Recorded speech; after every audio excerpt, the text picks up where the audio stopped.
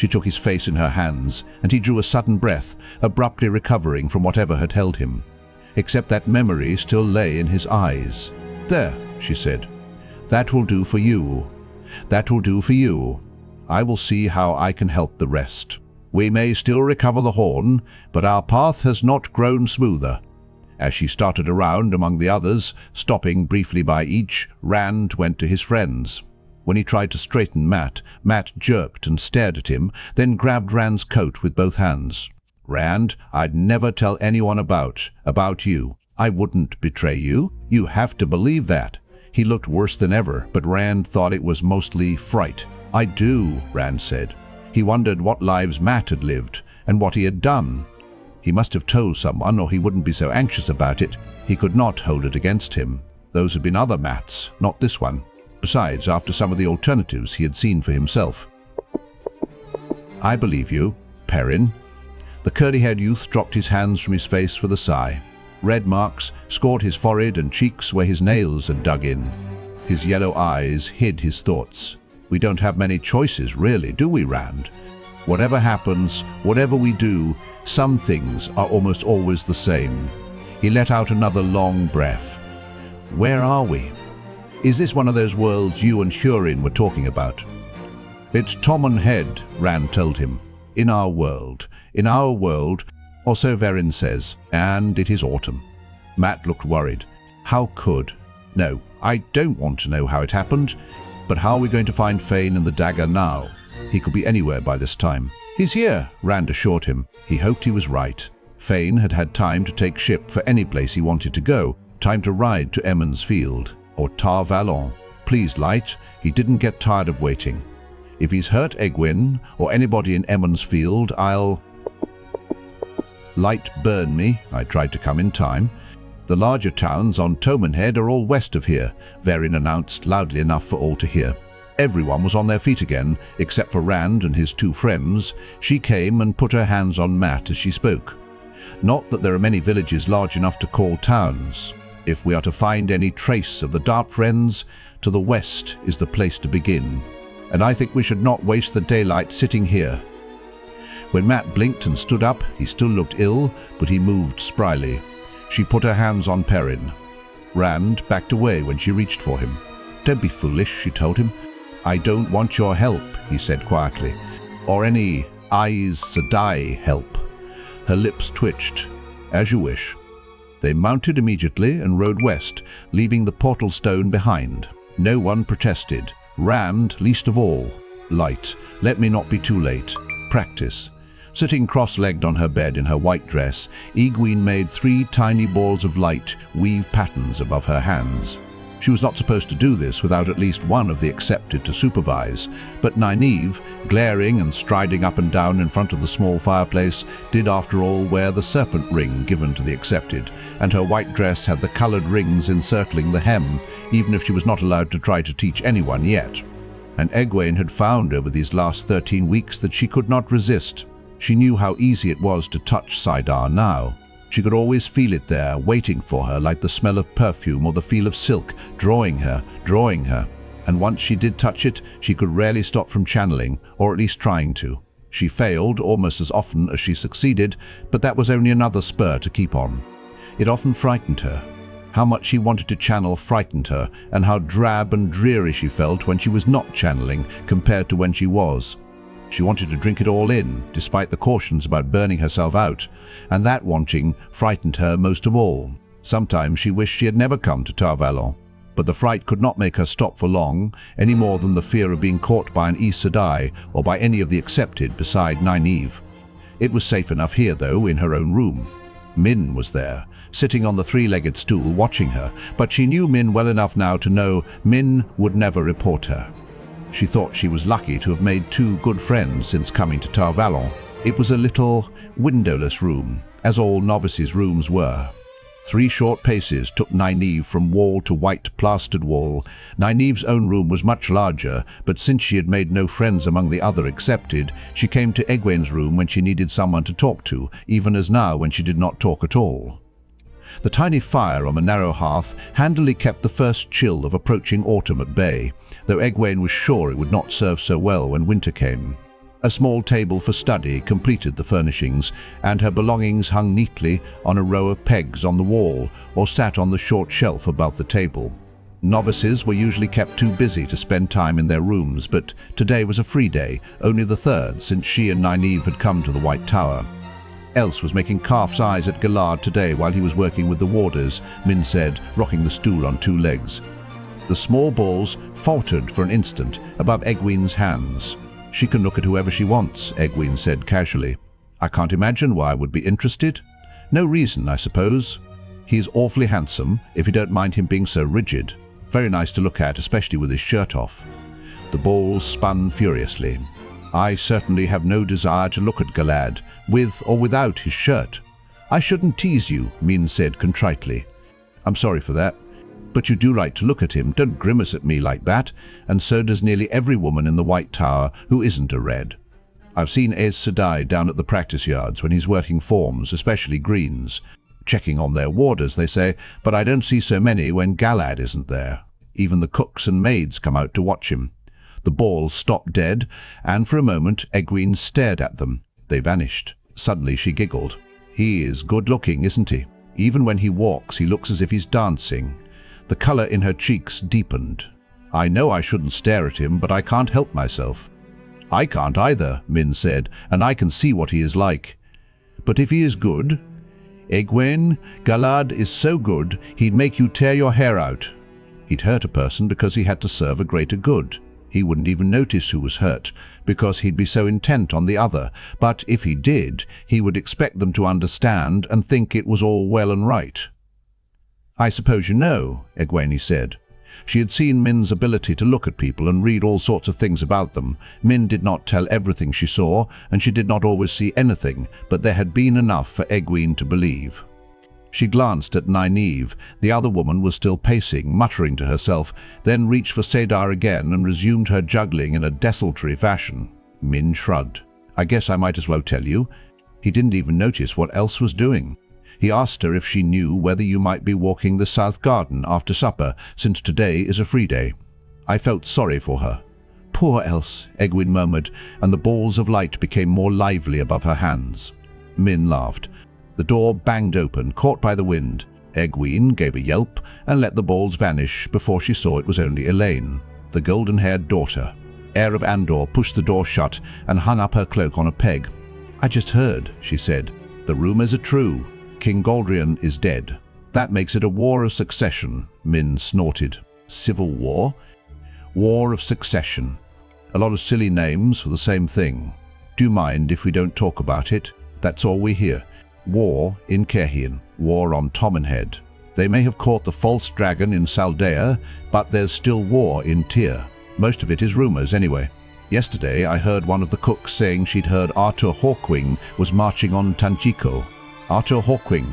I thought you did not want to talk about it, Egwene said. I saw Loghain, Elaine said. He was sitting on a bench in the inner court, crying. He ran when he saw me. I cannot help feeling sorry for him. Better he cries than the rest of us, Elaine, Min said. I know what he is, Elaine said calmly. Or rather, what he was. He isn't anymore, and I can feel sorry for him. Egwene slumped back against the wall. Rand. Loghain always made her think of Rand. She had not dreamed about him in months now, not the kind of dream she had had on the River Queen. Anaya still made her write down everything she dreamed, and the Aes Sedai checked them for signs or connections to events, but there was never anything about Rand except dreams that, Anaya said, meant she missed him. Oddly, she felt almost as if he were not there any longer, as if he had ceased to exist, along with her dreams, a few weeks after reaching the White Tower. And I sit thinking about how nicely Galad walks, she thought bitterly. Rand has to be all right. If he'd been caught and gentled, I'd have heard something. That sent a chill through her, as it never failed to do, the thought of Rand being gentled, Rand weeping and wanting to die as Loghain did. Elaine sat down beside her on the bed, tucking her feet up under her. If you are mooning over Galad, Egwene, you will have no sympathy from me. I'll have Nynaeve dose you with one of those horrible concoctions she's always talking about. She frowned at Nynaeve, who had taken no notice of her entrance. What is the matter with her? Don't tell me she has started sighing after Galad too. I wouldn't bother her. Min leaned toward the two of them and lowered her voice. That skinny, accepted Irella told her she was as clumsy as a cow and had half the talents, and Nynaeve clouted her ear. Elaine winced. "Exactly," Min murmured. "They had her up to Sheriam's study before you could blink, and she hasn't been fit to live with since." Apparently Min had not dropped her voice enough, for there was a growl from Nynaeve. Suddenly the door whipped open once more, and a gale howled into the room. It did not ruffle the blankets on Egwene's bed, but Min and the stool toppled to roll against the wall. Immediately the wind died, and Nynaeve stood with a stricken look on her face. Egwene hurried to the door and peeked out.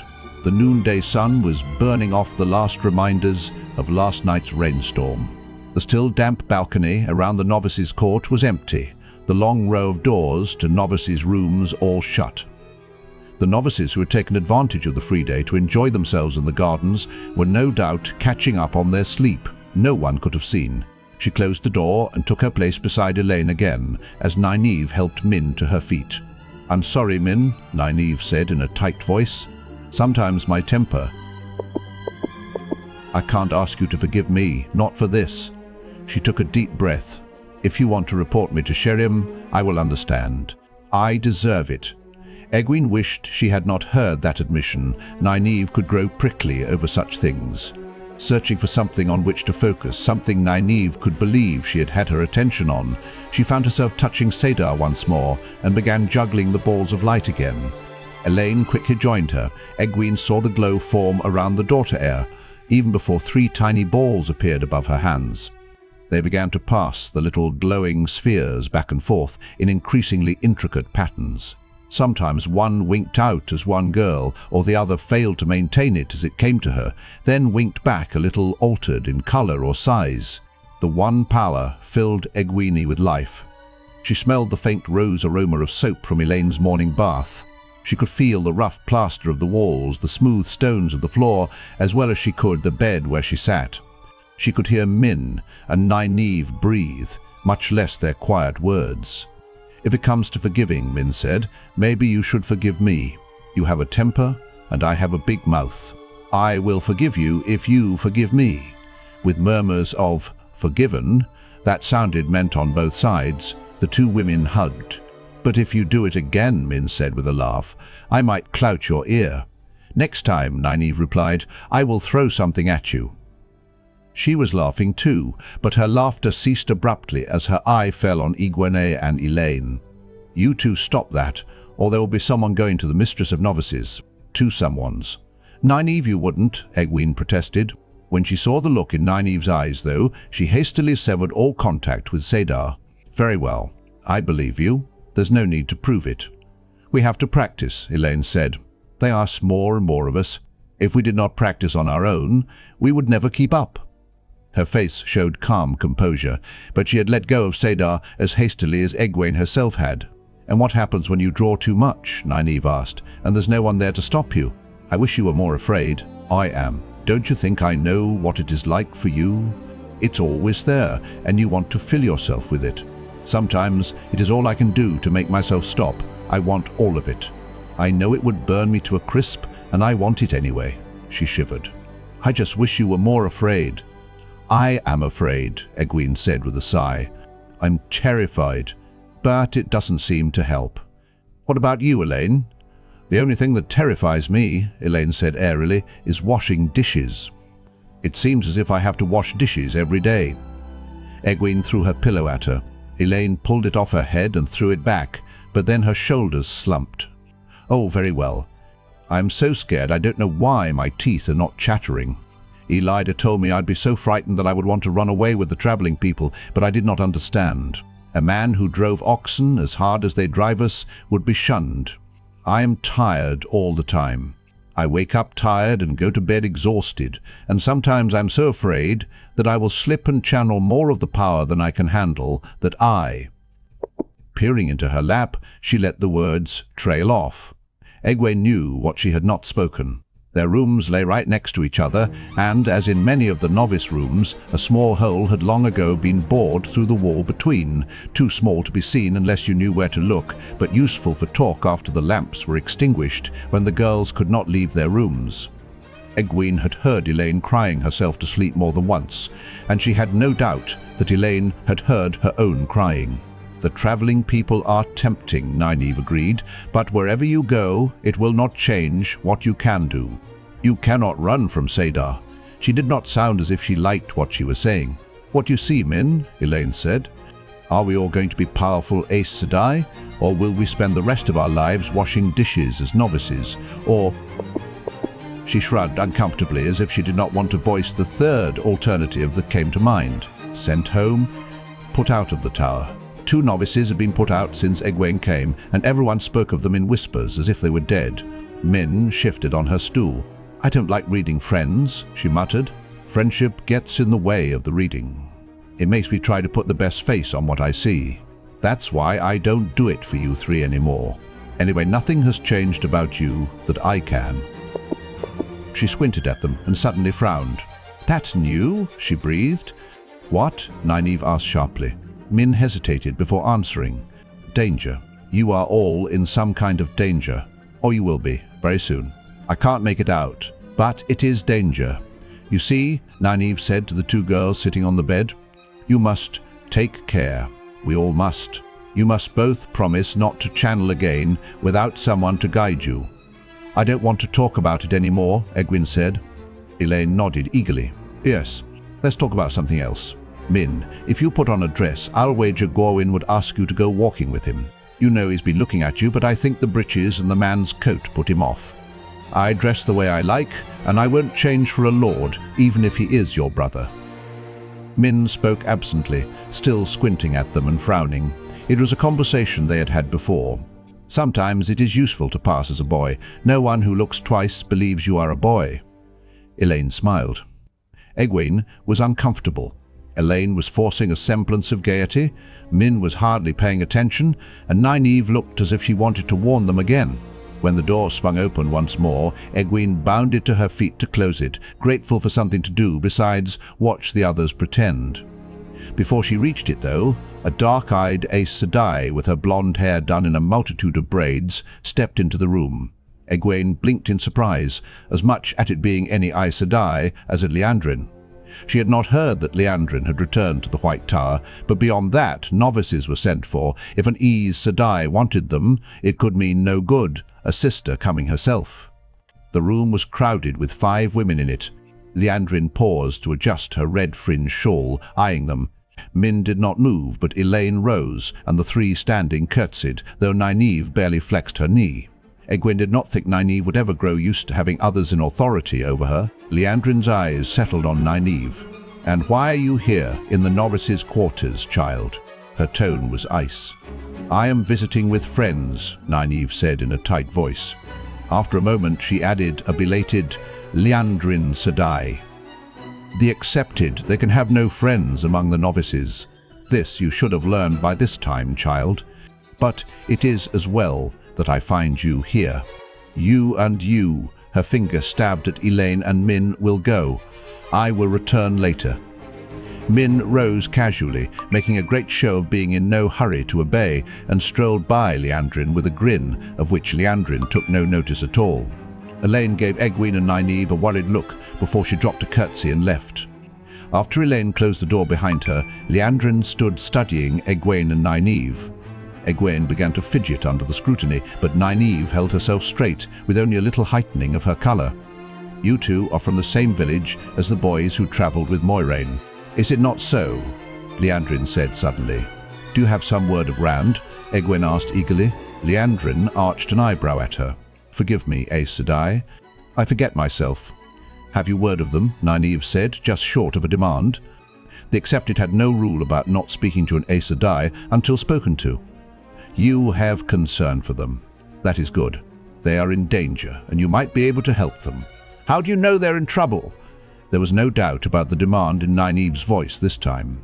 Liandrin's rosebud mouth tightened, but her tone did not change.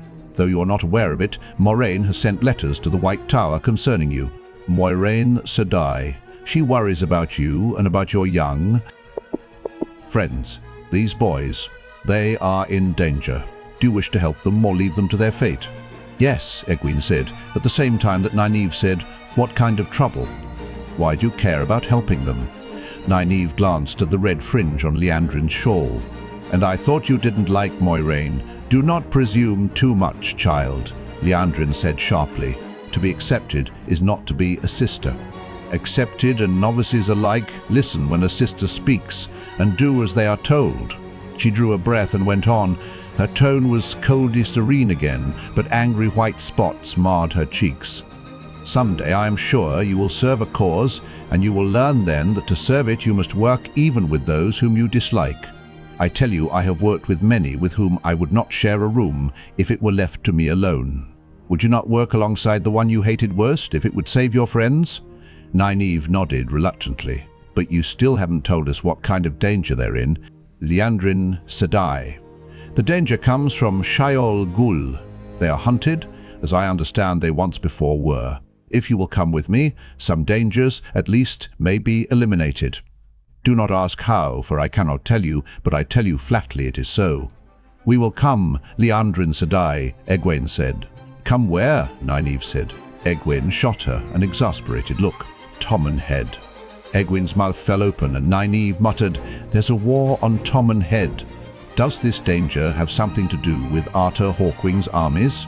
You believe rumors, child, but even if they were true, is that enough to stop you? I thought you called these men friends. A twist to Liandrin's word said she would never do the same. We will come, Egwene said. Nynaeve opened her mouth again, but Egwene went right on. We will go, Nynaeve. If Rand needs our help and Mat and Perrin, we have to give it. I know that, Nynaeve said, but what I want to know is, why us? What can we do that Moiraine or you, Liandrin, cannot? The white grew in Liandrin's cheeks. Egwene realized Nynaeve had forgotten the honorific in addressing her, but what she said was, You too come from their village. In some way I do not entirely understand, you are connected to them. Beyond that, I cannot say. And no more of your foolish questions will I answer. Will you come with me for their sake? She paused for their assent. A visible tension left her when they nodded. Good. You will meet me at the northernmost edge of the Ogier Grove 1 hour before sunset with your horses and whatever you will need for the journey. Tell no one of this.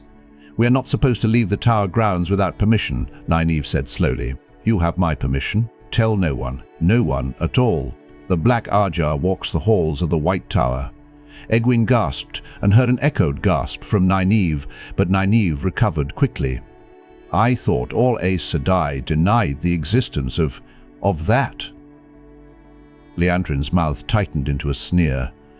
Many do, but Tarman Gaiden approaches, and the time leaves when denials can be made.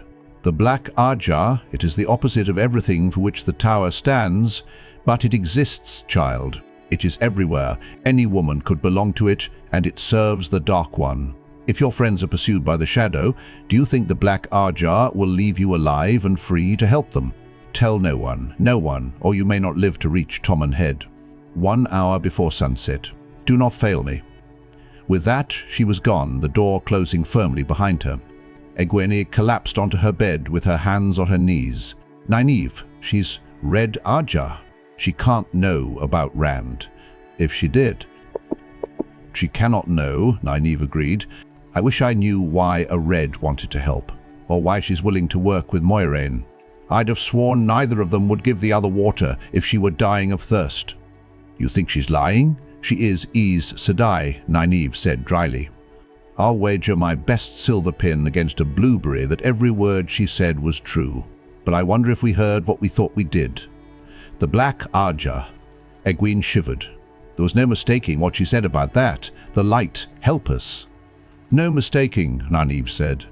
And she's forestalled us asking anyone for advice, because after that, who can we trust? The light help us indeed. Min and Elaine came bustling in, slamming the door behind them. Are you really going? Min asked, and Elaine gestured toward the tiny hole in the wall above Egwene's bed, saying, We listened from my room. We heard everything.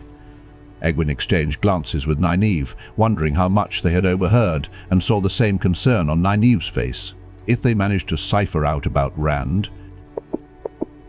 You have to keep this to yourselves, Nynaeve cautioned them.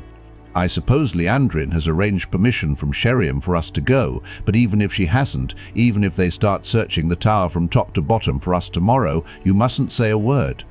"Keep it to myself," Min said. "No fear on that. I'm going with you. All I do all day is try to explain to one brown sister or another something I don't understand myself. I can't even go for a walk without the Amelin herself popping out and asking me to read whoever we see. When that woman asks you to do something, there doesn't seem to be any way out of it. I must have read half the White Tower for her, but she always wants another demonstration. All I needed was an excuse to leave, and this is it." Her face wore a look of determination that allowed no argument. Egwene wondered why Min was so determined to go with them rather than simply leaving on her own, but before she had time to do more than wonder, Elaine said, "I am going too." "Elaine," Nynaeve said gently, "Egwene and I are the boy's kith from Emond's Field. You are the daughter-heir of Andor. If you disappear from the White Tower, why, it could start a war. Mother wouldn't start a war with Tar Valon if they dried and salted me, which they may be trying to do. If you three can go off and have an adventure, you needn't think I'm going to stay here and wash dishes and scrub floors and have some accepted berating me because I didn't make the fire the exact shade of blue she wanted. Gorwyn will die from envy when he finds out." Elaine grinned and reached over to tug playfully at Egwene's hair. "Besides, if you leave Rand lying about loose, I might have a chance to pick him up." "I don't think either of us is going to have him," Egwene said sadly. "Then we'll find whoever he does choose and make her life miserable. But he couldn't be fool enough to choose someone else when he could have one of us." "Oh, please smile, Egwene. I know he's yours. I just feel—" She hesitated, searching for the word free. "I've never had an adventure. I'll bet you won't either of us cry ourselves to sleep on an adventure. And if we do, we will make sure the Gleeman leave that part out." "This is foolishness," Nynaeve said. "We are going to Tommen Head. You've heard the news and the rumors. It will be dangerous. You must stay here. I heard what Liandrin Sedai said about the Black Ajar, too." Elaine's voice dropped almost to a whisper at that name. "How safe will I be here if they are here? If Mother even suspected the Black Ajar really existed, she would pitch me into the middle of a battle to get me away from them. But, Elaine, there is only one way for you to stop me coming. That is to tell the Mistress of Novices. We will make a pretty picture, all three of us lined up in her study. All four of us. I don't think Min would escape from something like this. So since you are not going to tell Sheriam Sedai, I am coming too." Nynaeve threw up her hands. "Perhaps you can say something to convince her," she told Min. Min had been leaning against the door, squinting at Elaine, and now she shook her head. "I think she has to come as much as the rest of you. The rest of us. I can see the danger around all of you more clearly now. Not clearly enough to make it out, but I think it has something to do with you deciding to go. That's why it is clearer, because it is more certain." "That's no reason for her to come," Nynaeve said, but Min shook her head again. "She is linked to those boys as much as you, or Egwene, or me. She's part of it, Nynaeve, whatever it is. Part of the pattern, I suppose an Aes Sedai would say." Elaine seemed taken aback and interested too. "I am? What part, Min? I can't see it clearly." Min looked at the floor. "Sometimes I wish I couldn't read people at all. Most people aren't satisfied with what I see anyway." "If we're all going," Nynaeve said, "then we had best be about making plans." However much she might argue beforehand, once a course of action had been decided, Nynaeve always went right to the practicalities, what they had to take with them, and how cold it would be by the time they reached Tommen Head, and how they could get their horses from the stables without being stopped. Listening to her, Egwene could not help wondering what the danger was that Min saw for them, and what danger threatened Rand. She knew of only one danger that could threaten him, and it made her cold to think of it. "Hold on, Rand. Hold on, you wool-headed idiot. I'll help you somehow. Flight from the White Tower." Egwene and Elaine inclined their heads briefly to each group of women they passed as they made their way through the tower. It was a good thing there were so many women from outside in the tower today, Egwene thought, too many for each to have an Aes Sedai or an accepted for escort. Alone or in small groups, garbed richly or poorly, in dress from half a dozen different lands, some still dusty from their journey to Tar Valon, They kept to themselves and waited their turn to ask their questions of the Aes Sedai or present their petitions. Some women ladies or merchants' wives had female servants with them. Even a few men had come with petitions, standing by themselves, looking unsure about being in the White Tower and eyeing everyone else uneasily. In the lead, Nynaeve kept her eyes purposefully ahead, her cloak swirling behind her, walking as if she knew where they were going, which she did as long as no one stopped them, and had a perfect right to go there, which was a different matter altogether, of course. Dressed now in the clothes they had brought to Tar Valon, they certainly did not look like residents of the tower. Each had chosen her best dress that had a skirt divided for riding and cloaks of fine wool rich with embroidery. As long as they kept away from all who might recognize them, they had already dodged several who knew their faces. Egwene thought they might make it.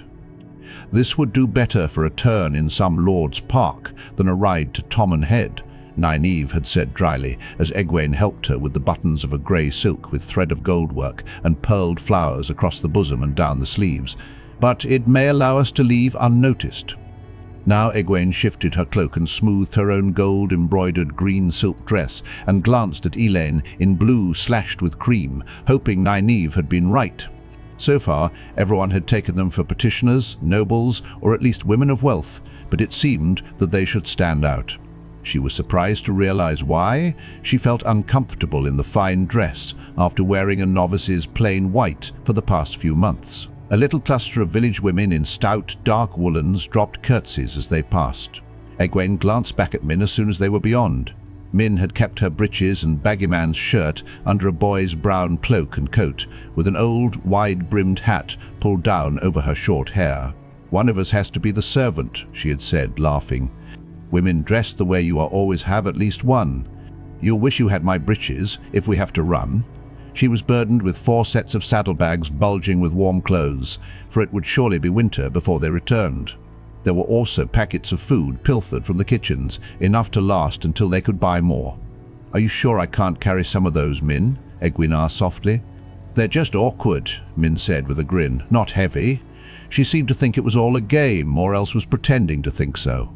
And people would be sure to wonder why a fine lady such as yourself was carrying her own saddlebags.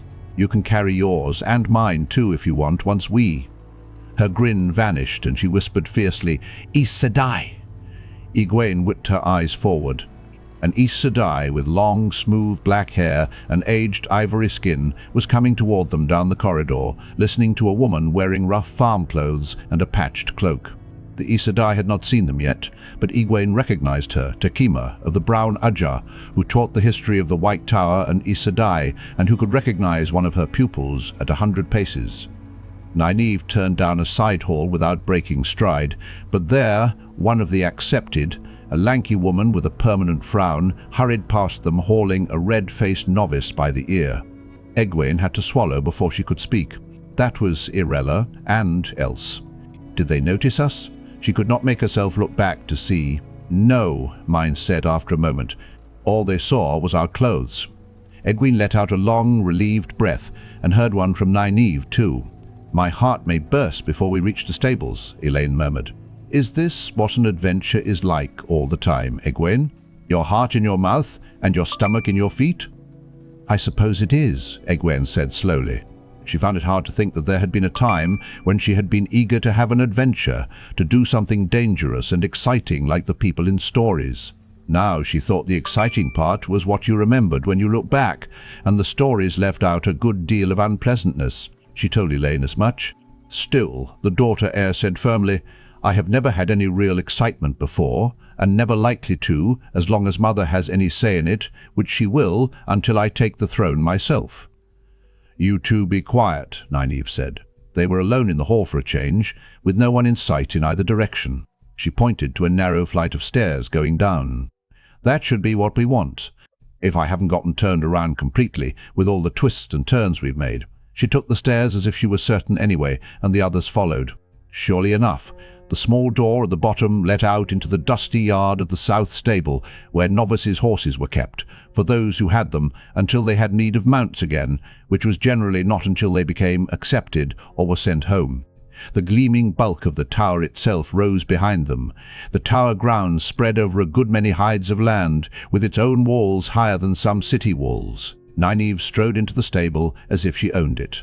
It had a clean smell of hay and horse, and 2 long rows of stalls ran back into shadows, barred with light from the vents above. For a wonder, shaggy Bela and Nynaeve's grey mare stood in stalls near the doors.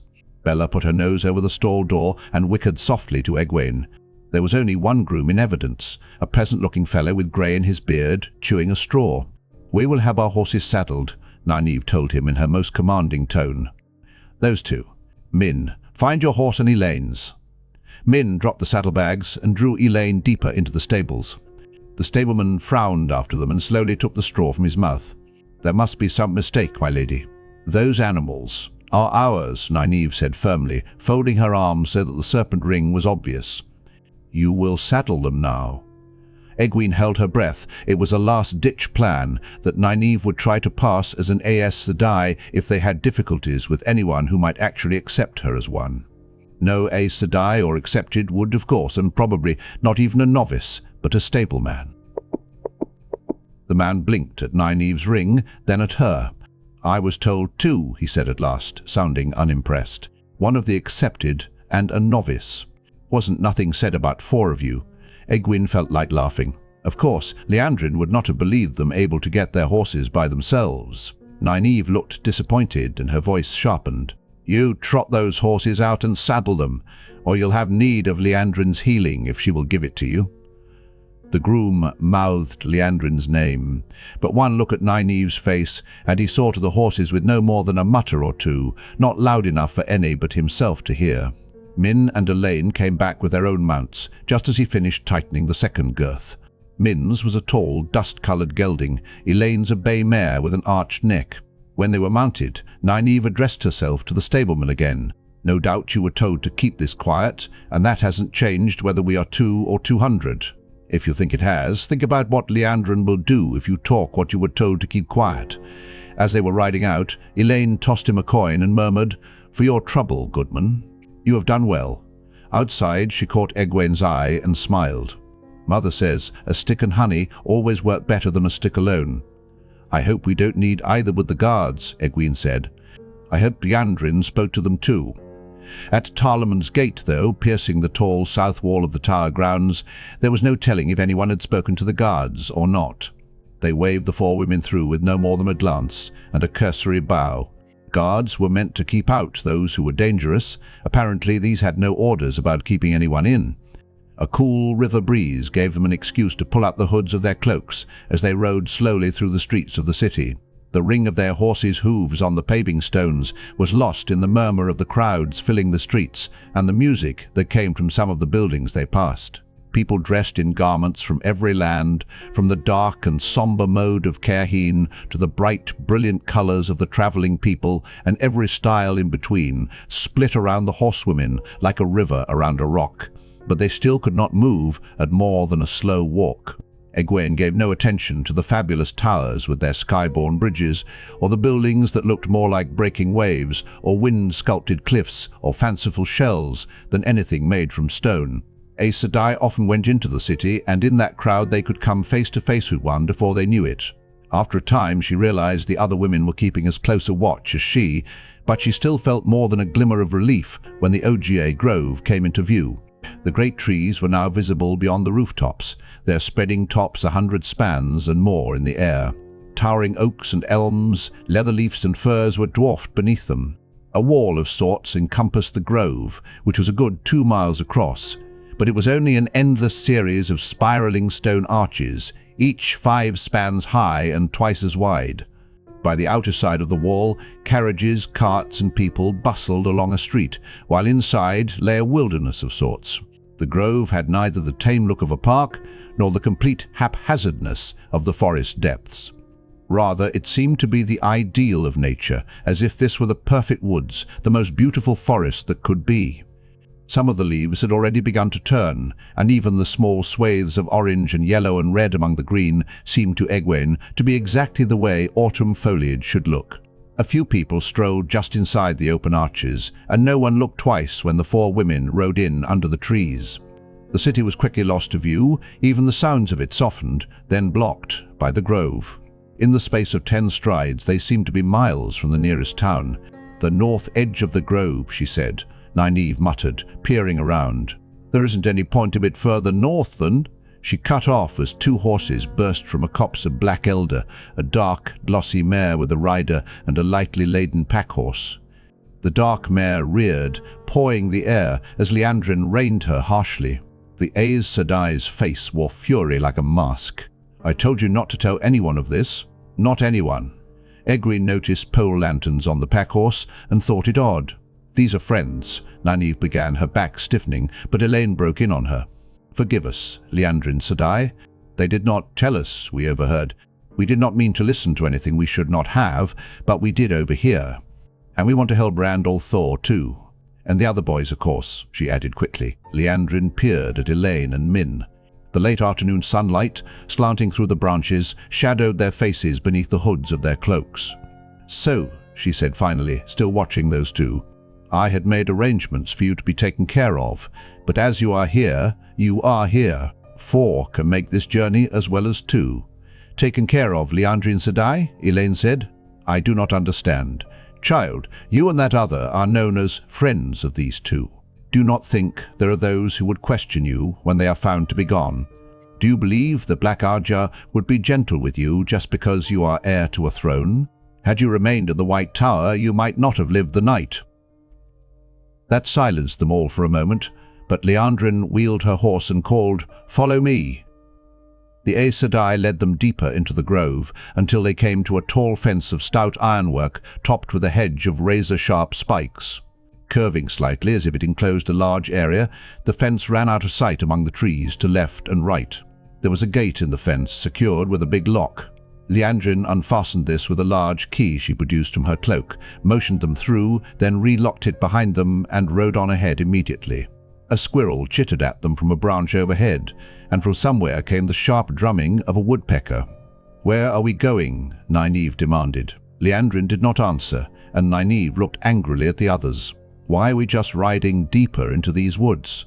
We have to cross a bridge, or else take ship if we're going to leave Tar Valon, and there isn't any bridge or ship in."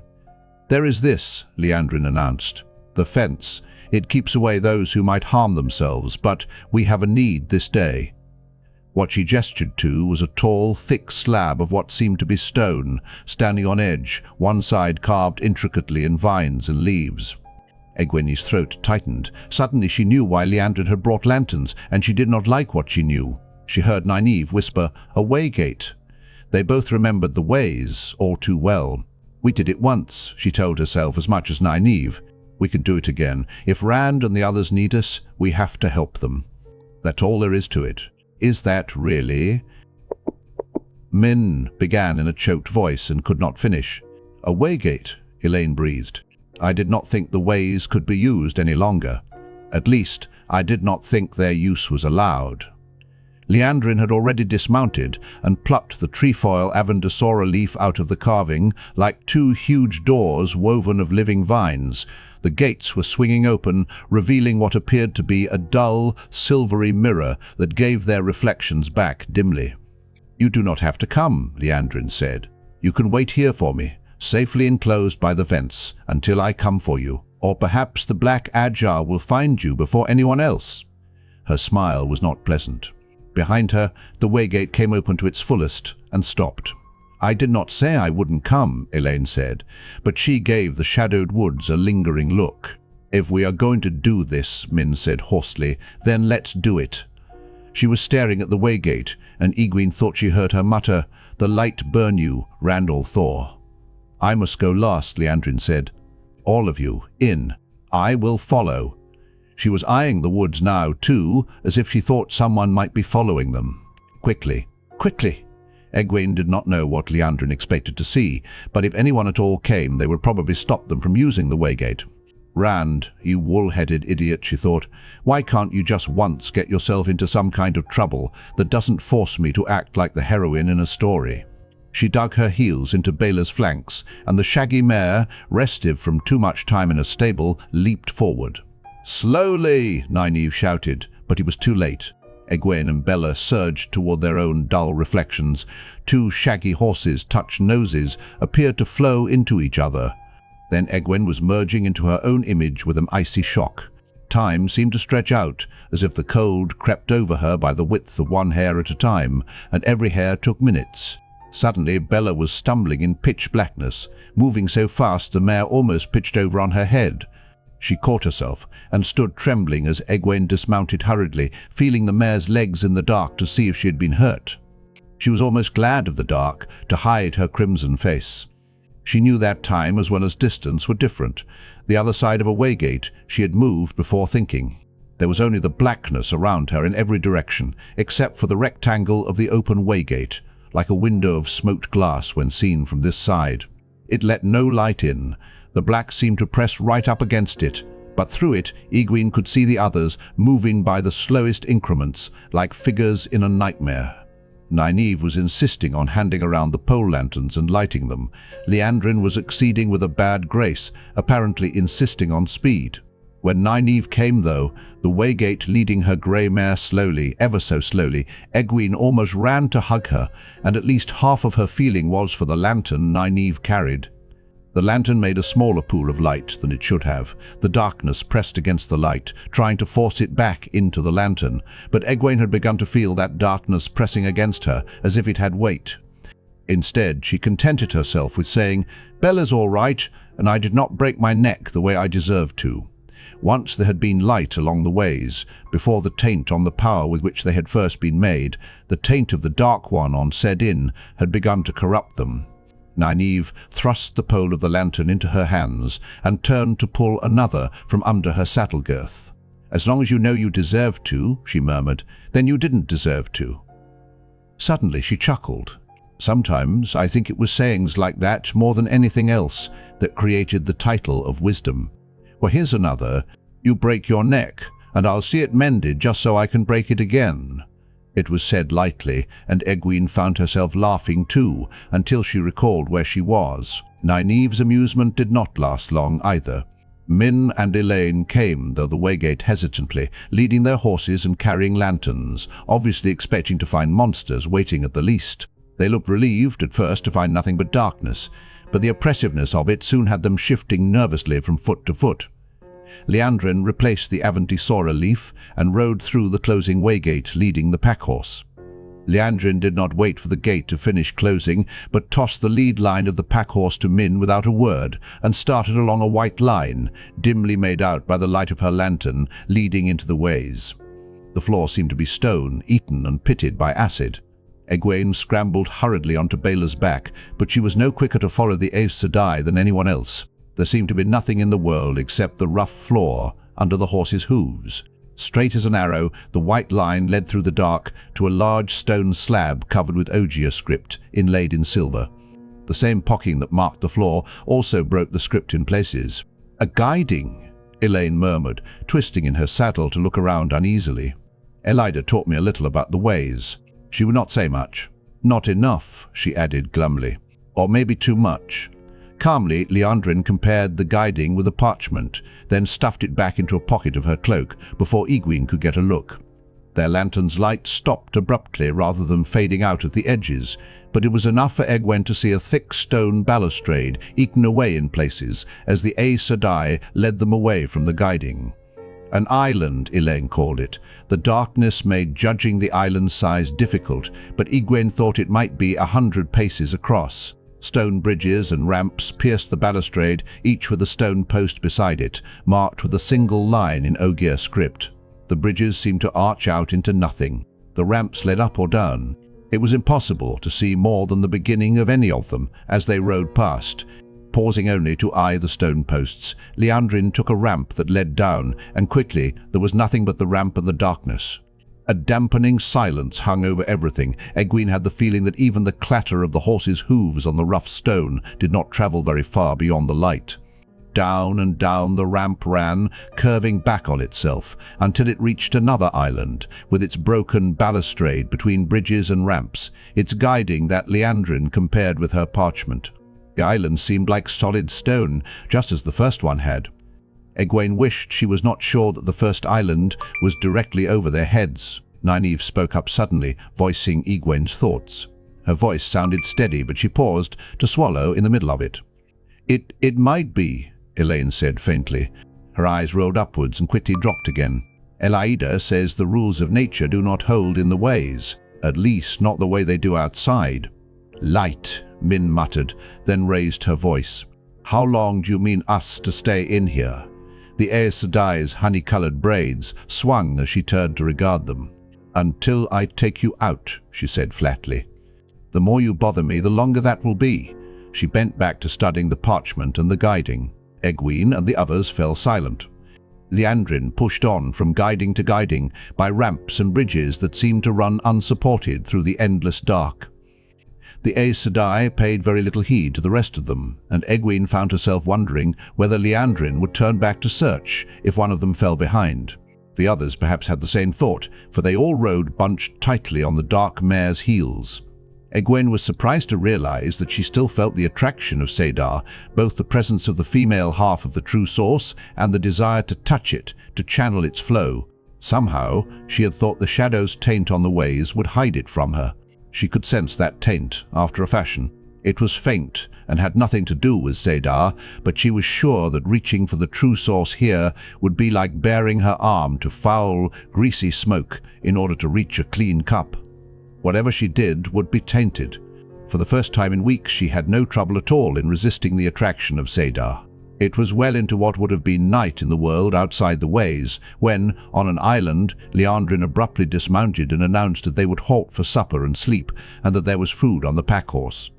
"Parcel it out," she said, not bothering to assign the task. "It will take us the better part of 2 days to reach Tommen Head. I would not have you arrive hungry if you were too foolish not to bring food yourselves." Briskly, she unsaddled and hobbled her mare, but then she sat down on her saddle and waited for one of them to bring her something to eat. Elaine took Liandrin her flatbread and cheese. The Aes Sedai made it obvious that she did not want their company, so the rest of them ate their bread and cheese a little apart from her, sitting on their saddles drawn close together. The darkness beyond their lanterns made a poor sauce. After a time, Egwene said, "Liandrin Sedai, what if we encounter the Black Wind?" Min mouthed the word questioningly, but Elaine gave a squeak. "Moraine Sedai said it could not be killed, or even hurt very much, and I can feel the taint on this place, waiting to twist anything we do with the power." "You will not so much as think of the source, unless I tell you to," Liandrin said sharply. "Why, if one such as you tried to channel here, in the ways, you might well go as mad as a man. You have not the training to deal with the taint of those men who made this. If the Black Wind appears, I will deal with it." She pursed her lips, studying a lump of white cheese. "Moraine does not know so much as she thinks." She popped the cheese into her mouth with a smile. "I do not like her," Egwene muttered, low enough to make sure the Aes Sedai could not hear. "If Moiraine can work with her," Nynaeve said quietly, "so can we. Not that I like Moraine any better than I do Liandrin, but if they're meddling with Rand and the others again—" She fell silent, hitching her cloak up. The darkness was not cold, but it seemed as if it should be. "What is this Black Wind?" Min asked. When Elaine had explained, with a great deal of what Eliada had said and what her mother had said, Min sighed. "The pattern has a great deal to answer for. I don't know that any man is worth this." "You did not have to come," Egwene reminded her. "You could have gone at any time. No one would have tried to stop you leaving the tower." "Oh, I could have wandered off," Min said wryly. "As easily as you, or Elaine. The pattern doesn't much care what we want. Egwene, what if, after all you are going through for him, Rand doesn't marry you? What if he marries some woman you've never seen before, or Elaine, or me?" "What then?" Elaine chortled. "Mother would never approve." Egwene was silent for a time. Rand might not live to marry anyone. And if he did? She could not imagine Rand hurting anyone, not even after he's gone mad. There had to be some way to stop that, some way to change it. Aes Sedai knew so much, could do so much. If they could stop it, why don't they? The only answer was because they could not, and that was not the one she wanted. She tried to put lightness in her voice. "I don't suppose I will marry him. Aes Sedai seldom do marry, you know, but I would not set my heart on him if were you, or you, Elaine. I do not think." Her voice caught, and she coughed to cover it. "I do not think he will ever marry. But if he does, I wish well to whoever ends up with him, even one of you." She thought she sounded as if she meant it. "He is stubborn as a mule and wrong-headed to a fault, but he is gentle." Her voice shook, but she managed to turn the quaver into a laugh. "However much you say you do not care," Elaine said, "I think you'd approve less than Mother would. He's interesting, Egwene. More interesting than any man I've ever met, even if he is a shepherd. If you are silly enough to throw him away, you will have only yourself to blame if I decide to face down you and Mother both. It would not be the first time. The Prince of Andor had no title before he wed. But you won't be that silly, so don't try to pretend you will. No doubt you will choose the Green Ajar and make him one of your warders. The only Greens I know with only one warder are married to them." Egwene made herself go along with it, saying if she did become a Green, she would have 10 warders. Min watched her, frowning, and Nynaeve watched Min thoughtfully.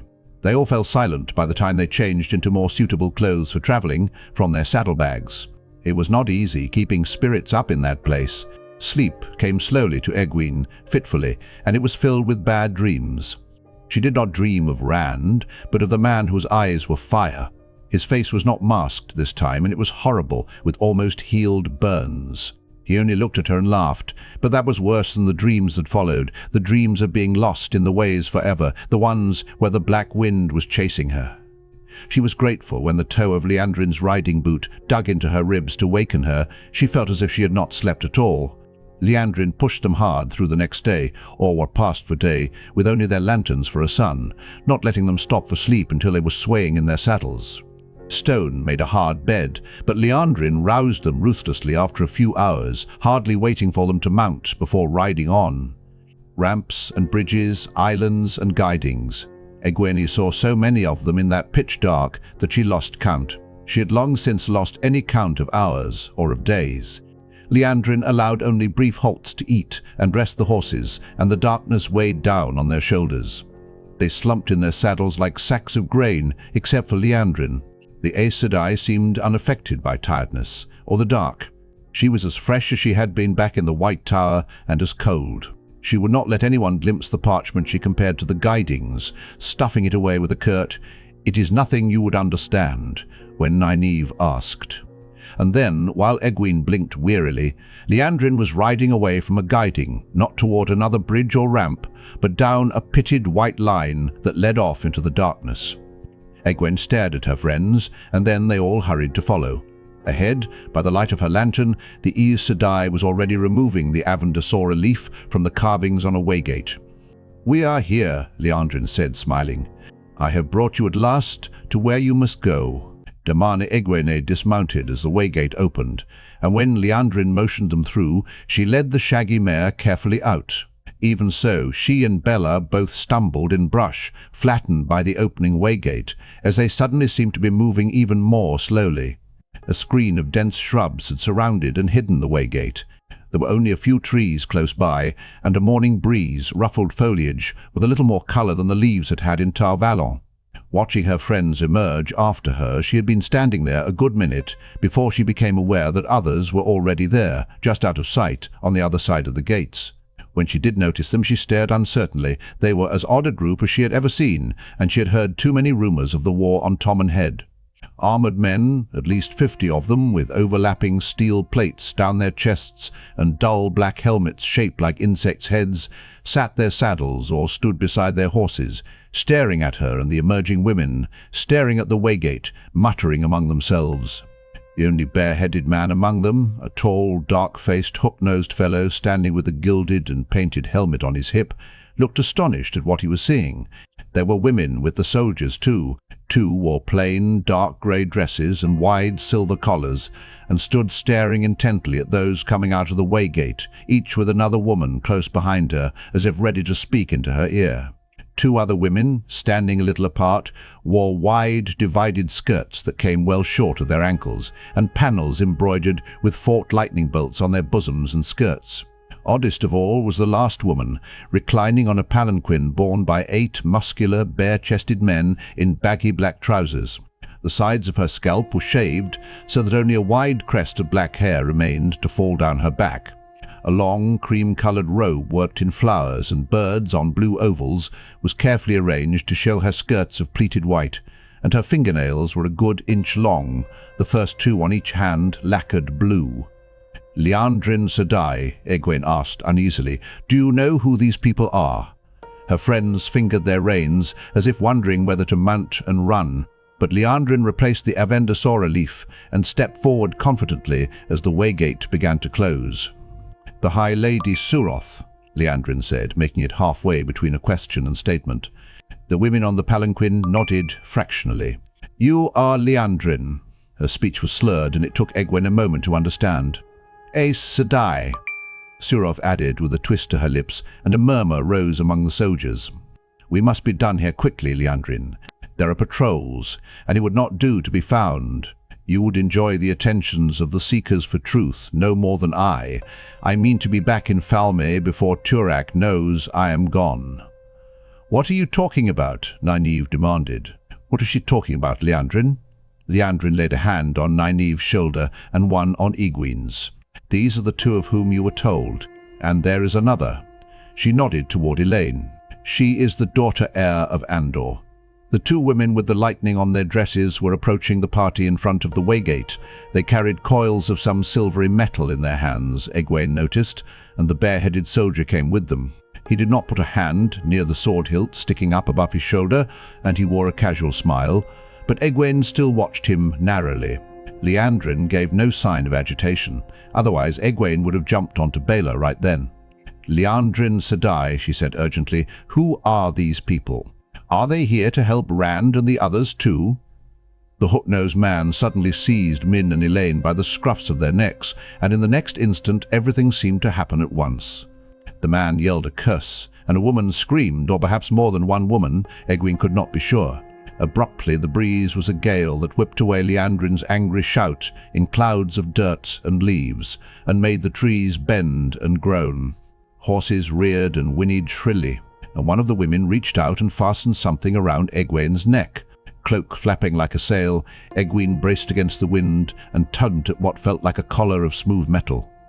It would not budge. Under her frantic fingers it felt all of one piece, though she knew it had to have some kind of clasp. The silvery coils the woman had carried now trailed over Egwene's shoulder, their other end joining a bright bracelet on the woman's left wrist.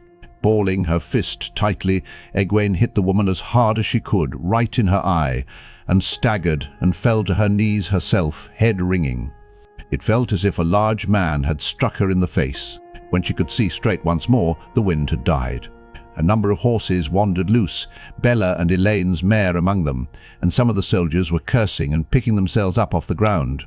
Liandrin was calmly brushing dust and leaves from her dress. Min knelt, supporting herself with her hands, groggily trying to rise further. The hook-nosed man stood over her, his hand dripping blood. Min's knife lay just out of her reach, the blade stained red along one side. Nynaeve and Elaine were nowhere to be seen, and Nynaeve's mare was gone too. So were some of the soldiers, and one of the pairs of women. The other two were still there, and Egwene could see now that they were linked by a silver cord, just like the one that still joined her to the woman standing over her. That woman was rubbing her cheek as she squatted beside Egwene. There was a bruise already coming up around her left eye. With long, dark hair and big brown eyes, she was pretty, and perhaps as much as 10 years older than Nynaeve. "Your first lesson," she said emphatically. There was no animosity in her voice, but what almost sounded like friendliness. "I will not punish you further this time, since I should have been on guard with a newly caught Damane. Know this.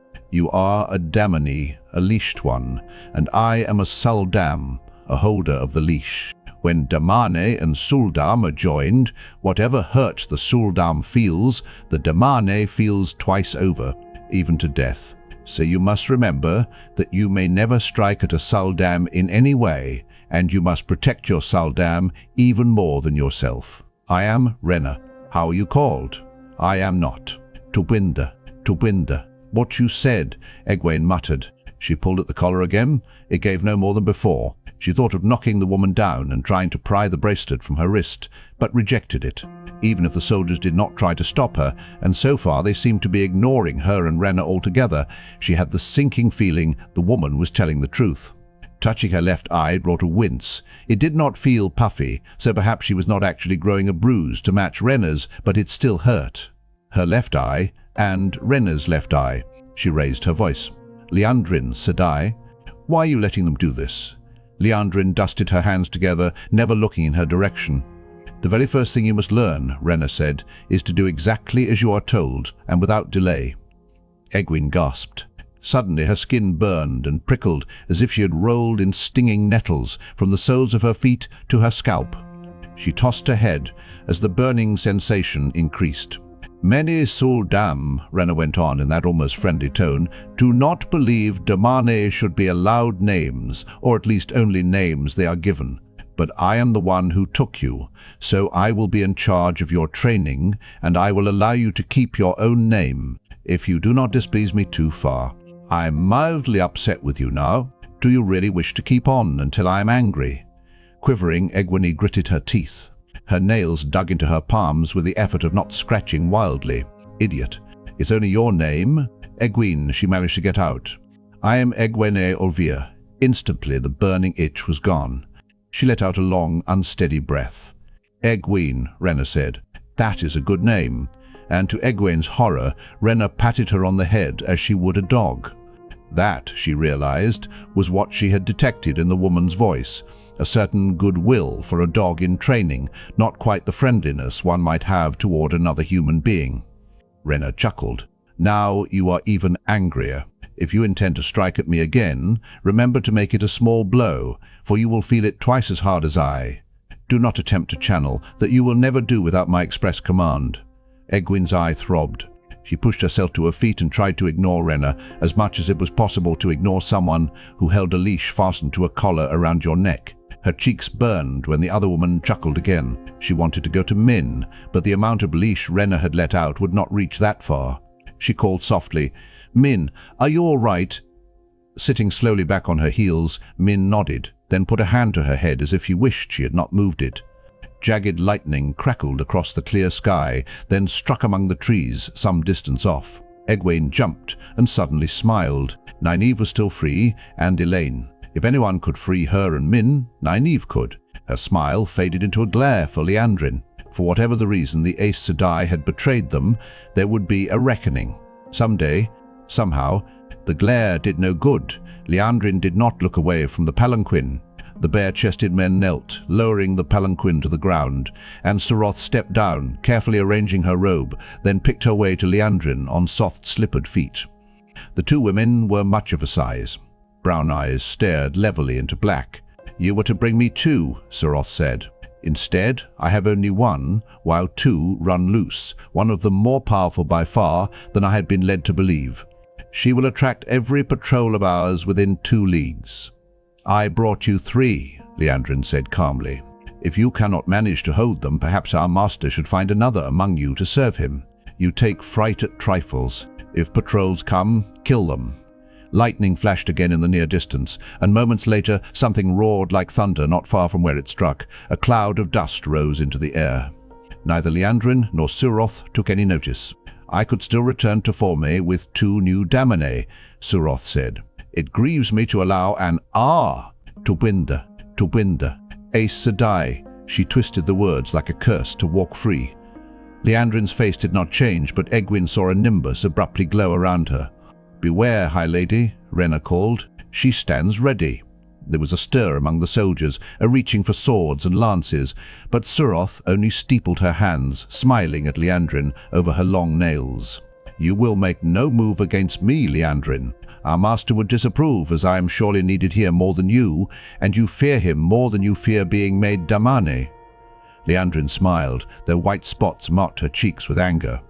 "And you, Suroth, fear him more than you fear me, burning you to a cinder where you stand."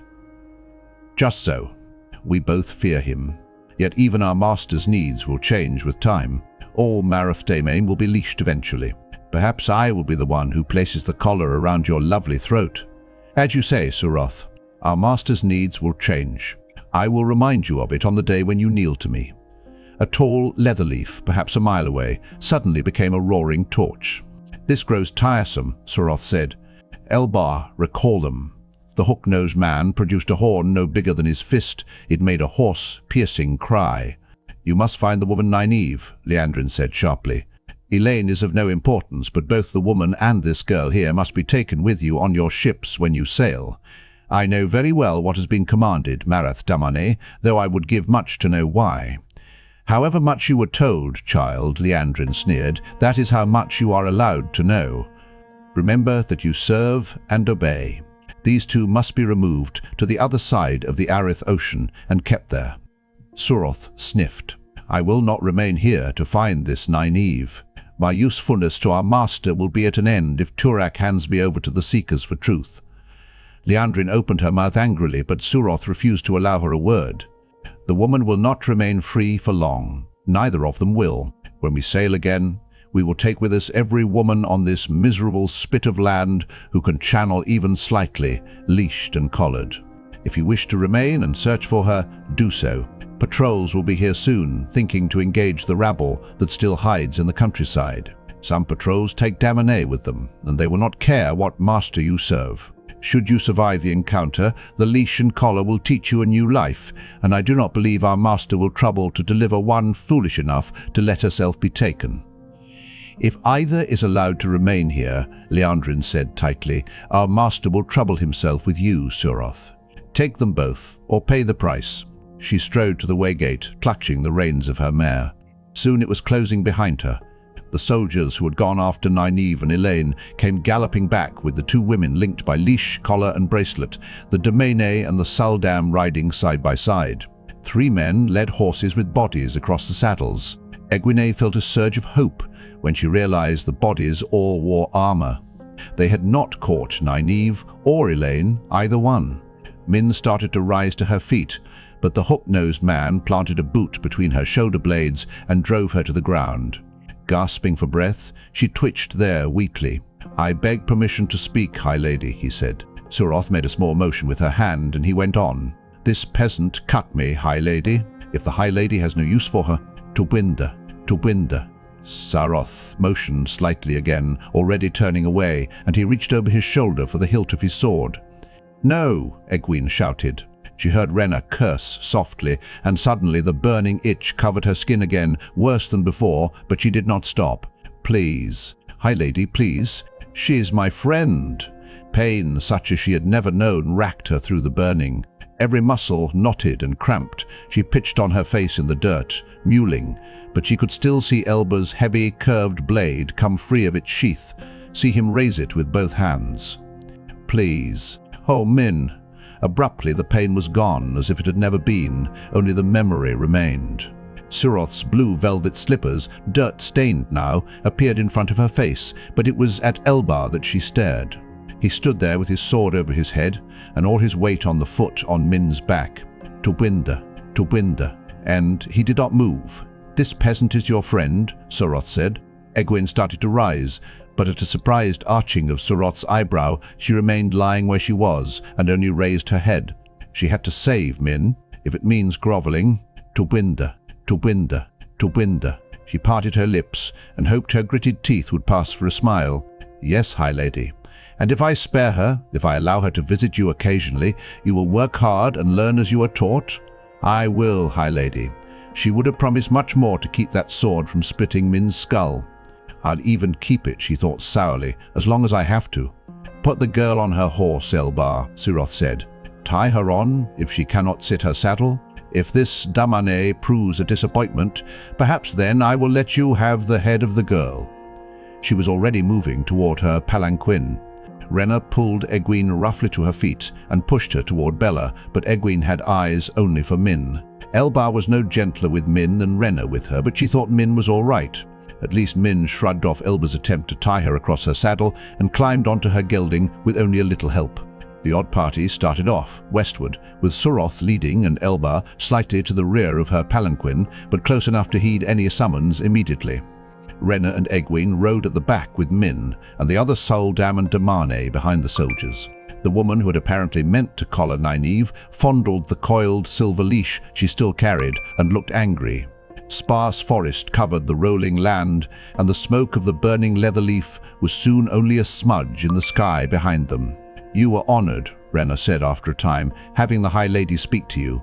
Another time I would let you wear a ribbon to mark the honor. But since you brought her attention on yourself, Tobinda, Egwene cried out as a switch seemed to lash across her back, then another across her leg, her arm. From every direction they seemed to come. She knew there was nothing to block, but she could not help throwing her arms about as if to stop the blows. She bit her lip to stifle her moans, but tears still rolled down her cheeks. Bella whinnied and danced. But Rena's grip on the silver leash kept her from carrying Egwene away. None of the soldiers even looked back. "What are you doing to her?" Min shouted. "Egwene, stop it. You live on sufferance." Tobinda. "Min, is it?" Rena said mildly. "Let this be a lesson for you as well. So long as you try to interfere, it will not stop." Min raised a fist, then let it fall. "I won't interfere. Only, please, stop it. Egwene, I'm sorry." The unseen blows went on for a few moments more, as if to show Min her intervention had done nothing, then ceased, but Egwene could not stop shuddering. The pain did not go away this time. She pushed back the sleeve of her dress, thinking to see wheals. Her skin was unmarked, but the feel of them was still there. She swallowed. "It was not your fault, Min." Bella tossed her head, eyes rolling, and Egwene patted the mare's shaggy neck. "It wasn't yours either." "It was your fault, Egwene," Rena said. She sounded so patient, dealing so kindly with someone who was too dense to see the right, that Egwene wanted to scream. When a Damane is punished, it is always her fault, even if she does not know why. A Damane must anticipate what her Suldam wants. But this time you do know why. Damane are like furniture or tools, always there ready to be used, but never pushing themselves forward for attention, especially not for the attention of one of the blood. Egwene bit her lip until she tasted blood. "This is a nightmare. It can't be real. Why did Liandrin do this? Why is this happening? May Thin? Tobinda. May I ask a question?" "Of me you may," Rena smiled. "Many Suldam will wear your bracelet over the years. There are always many more Suldam than Damane, and some would have your hide in strips if you took your eyes off the floor or opened your mouth without permission. But I see no reason not to let you speak, so long as you are careful in what you say." One of the other Suldam snorted loudly. She was linked to a pretty dark-haired woman in her middle years who kept her eyes on her hands. Liandrin. Egwene would not give her the honorific, not ever again, and the High Lady spoke of a master they both serve. The thought came into her head of a man with almost healed burns marring his face and eyes and mouth that sometimes turned to fire. But even if he was only a figure in her dreams that seemed too horrible to contemplate. Who is he? What does he want with me and Min? She knew it was silly to avoid naming Nynaeve. She did not think any of these people would forget her just because her name was not mentioned, especially the blue-eyed Suldam stroking her empty leash. But it was the only way she could think of fighting back at the moment. "The affairs of the blood," Rena said, "are not for me to take notice of, and certainly not for you. The High Lady will tell me what she wishes me to know, and I will tell you what I wish you to know. Anything else that you hear or see must be to you as if it never was said, as if it never happened. This way lies safety, most especially for a Damane. Damane are too valuable to be killed out of hand, but you might find yourself not only soundly punished, but absent a tongue to speak or hands to write. Damane can do what they must without these things." Egwene shivered, though the air was not very cold. Pulling her cloak up onto her shoulders, her hand brushed the leash, and she jerked at it fitfully. "This is a horrible thing. How can you do this to anyone? What diseased mind ever thought of it?" The blue-eyed Suldam with the empty leash growled. "This one could do without her tongue already, Rena." Rena only smiled patiently. "How is it horrible? Could we allow anyone to run loose who can do what a Damane can? Sometimes men are born who would be Marath Damane if they were women. It is so here also, I have heard, and they must be killed, of course, but the women do not go mad. Better for them to become Damane than make trouble contending for power." As for the mind that first thought of the Adam, it was the mind of a woman who called herself Aes Sedai. Egwene knew incredulity must be painting her face because Rena laughed openly. When Luther Pandrag Mondwyn, son of the Hawkwing, first faced the armies of the night, He found many among them who called themselves Aes Sedai. They contended for power among themselves and used the one power on the field of battle. One such, a woman named Dane, who thought she could do better serving the emperor. He was not emperor then, of course, since he had no Aes Sedai in his armies, came to him with a device she had made, the first Adam, fastened to the neck of one of her sisters. Though that woman did not want to serve Luther, the Adam required her to serve. Dane made more Adam, the first Suldam were found, and women captured who called themselves Aes Sedai discovered that they were in fact only Marath Damane, those who must be leashed. It is said that when she herself was leashed, Dane's screams shook the towers of midnight, but of course she too was a Marath Damane, and Marath Damane cannot be allowed to run free. Perhaps you will be one of those who has the ability to make a Dam. If so, you will be pampered, you may rest assured. Egwene looked yearningly at the countryside through which they rode. The land was beginning to rise in low hills, and the thin forest had dwindled to scattered thickets, but she was sure she could lose herself in them. "Am I supposed to look forward to being pampered like a pet dog?" she said bitterly. "A lifetime of being chained to men and women who think I am some kind of animal? Not men." Rena chuckled. "All Suldam are women. If a man put on this bracelet, most of the time it would be no different than if it were hanging on a peg on the wall." "And sometimes," the blue-eyed Suldam put in harshly, "you and he would both die screaming." The woman had sharp features and a tight, thin-lipped mouth, and Egwene realized that anger was apparently her permanent expression. From time to time, the Empress plays with lords by linking them to a Damane. It makes the lord sweat and entertains the court of the 9 moons. The lord never knows until it is done whether he will live or die, and neither does the Damane. Her laugh was vicious. "Only the Empress can afford to waste Damane in such a way, Orwyn," Rena snapped, "and I do not mean to train this Damane only to have her thrown away. I have not seen any training at all so far, Rena. Only a great deal of chatter, as if you and this Damane were girlhood friends." "Perhaps it is time to see what she can do," Rena said, studying Egwene. "Do you have enough control yet to channel at that distance?" She pointed to a tall oak standing alone on a hilltop. Egwene frowned at the tree, perhaps half a mile from the line followed by the soldiers and Suroth's palanquin. She had never tried anything much beyond arm's reach, but she thought it might be possible. "I don't know," she said. "Try," Rena told her. "Feel the tree. Feel the sap in the tree. I want you to make it all, not only hot, but so hot that every drop of sap in every branch flashes to steam in an instant. Do it." Egwene was shocked to discover an urge to do as Rena commanded. She had not channeled or even touched Saidar in 2 days. The desire to fill herself with the one power made her shiver. "I, in half a heartbeat," she discarded, "will not." The wheels that were not there still burned too sharply for her to be quite that foolish. "Cannot," she finished instead. "It is too far, and I've never done anything like that before." One of the Suldam laughed raucously, and Orwyn said, "She never even tried." Rena shook her head almost sadly. "When one has been a Suldam long enough," she told Egwene, "one learns to tell many things about Damane even without the bracelet, but with the bracelet one can always tell whether a Damane has tried to channel. You must never lie to me or to any Suldam, not even by a hair." Suddenly, the invisible switches were back, striking at her everywhere. Yelling, she tried to hit Rena, but the Suldam casually knocked her fist away, and Egwene felt as if Rena had hit her arm with a stick. She dug her heels into Bella's flanks, but the Suldam's grip on the leash nearly pulled her out of her saddle. Frantically, she reached for Saidar, meaning to hurt Rena enough to make her stop, just the kind of hurt she herself had been given. The Suldam shook her head wryly. Egwene howled as her own skin was suddenly scalded. Not until she fled from Saidar completely did the burn begin to fade, and the unseen blows never ceased or slowed.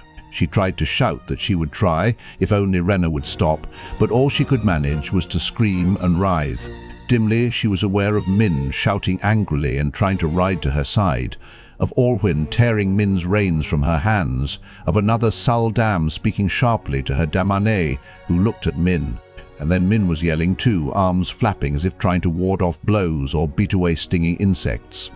In her own pain, Min seemed distant. Their cries together were enough to make some of the soldiers twist in their saddles. After one look they laughed and turned back. How Shuldam dealt with Damane was no affair of theirs. To Egwene it seemed to go on forever, but at last there was an end. She lay sprawled weakly across the cantle of her saddle, cheeks wet with tears, sobbing into Bela's mane.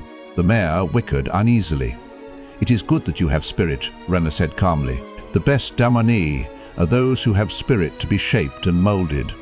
Egwene squeezed her eyes shut. She wished she could close her ears too, to shut out Rena's voice.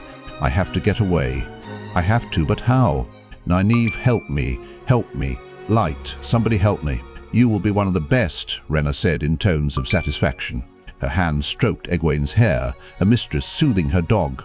Nynaeve leaned out of her saddle to peer around the screen of prickly-leafed shrubs. Scattered trees met her eyes, some with leaves turning color. The expanses of grass and brush between seemed empty. Nothing moved that she could see except the thinning column of smoke, wavering in a breeze from the leatherleaf. That had been her work, the leatherleaf, and once the lightning called from a clear sky, and a few other things she had not thought to try until those two women tried them on her. She thought they must work together in some way, though she could not understand their relation to each other, apparently leashed as they were. One wore a collar, but the other was chained as surely as she. What Nynaeve was sure of was that one or both were Aes Sedai.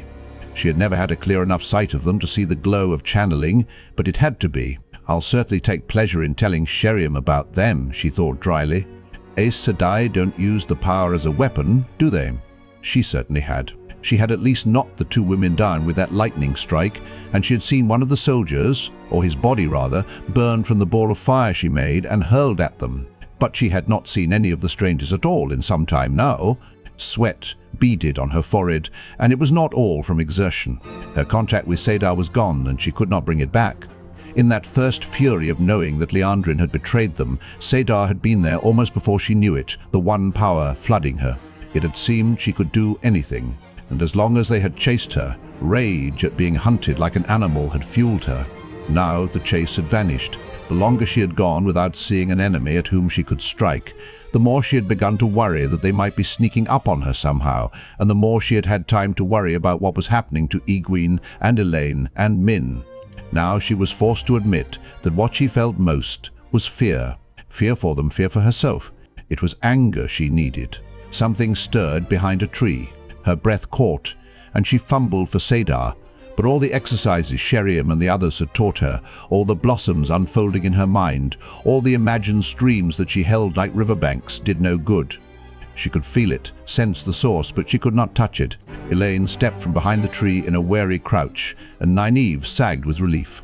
The daughter heir's dress was dirty and torn, her golden hair was a tangle of snarls and leaves, and her searching eyes were as wide as those of a frightened fawn, but she held her short-bladed dagger in a steady hand. Nynaeve picked up her reins and rode into the open. Elaine gave a convulsive jump, then her hand went to her throat, and she drew a deep breath. Nynaeve dismounted, and the two women hugged, taking comfort in having found each other. "For a moment," Elaine said as they finally stepped apart, "I thought you were. Tobinda, Tobinda, Tobinda. Do you know where they are? There were two men following me. Another few minutes and they would have caught me, but a horn sounded and they turned their horses and galloped off. They could see me, Nynaeve, and they just left. I heard it too, and I haven't seen any of them since. Have you seen Egwene or Min?" Elaine shook her head, slumping to sit on the ground. "Not since. Not since. Tobinda, Tobinda, Tobinda.